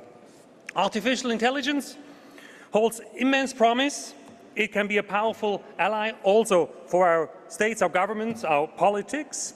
But without proper governance, AI, much like the One Ring in The Lord of the Rings or the dual nature of the Force in Star Wars, risks becoming a power that enslaves us rather than serves us. Now, in our parliaments, we possess neither magic wands nor lightsabers, but our strength lies in our principles of freedom, inclusivity, diversity of opinions, transparency and accountability. And it is up to us to build legislative frameworks that steer technology towards the common good without stifling innovation. That is the delicate balance that we must strike. Et voilà le plaidoyer de la Suisse en la matière. Si la gouvernance démocratique relève de la souveraineté nationale, les défis numériques exigent des réponses globales. Et la diplomatie scientifique si chère à la Suisse et aussi à Genève, au canton de Genève, la ville de Genève, peut servir de pont entre les nations. Dans les jours à venir, nous avons la possibilité de façonner des garde-fous démocratiques, les piliers d'un avenir numérique juste et inclusif. Let us therefore make this conference, and this evening in particular, a defining moment to reaffirm our shared commitments to a multilateralism fit for this new era. And on that final note, I would like to invite you to join us at the Serpentine Bar for a moment of conviviality and fellowship, because that's what parliamentary diplomacy is about too. I now declare the Swiss reception open. Please follow us. Cheers. Thank you so much.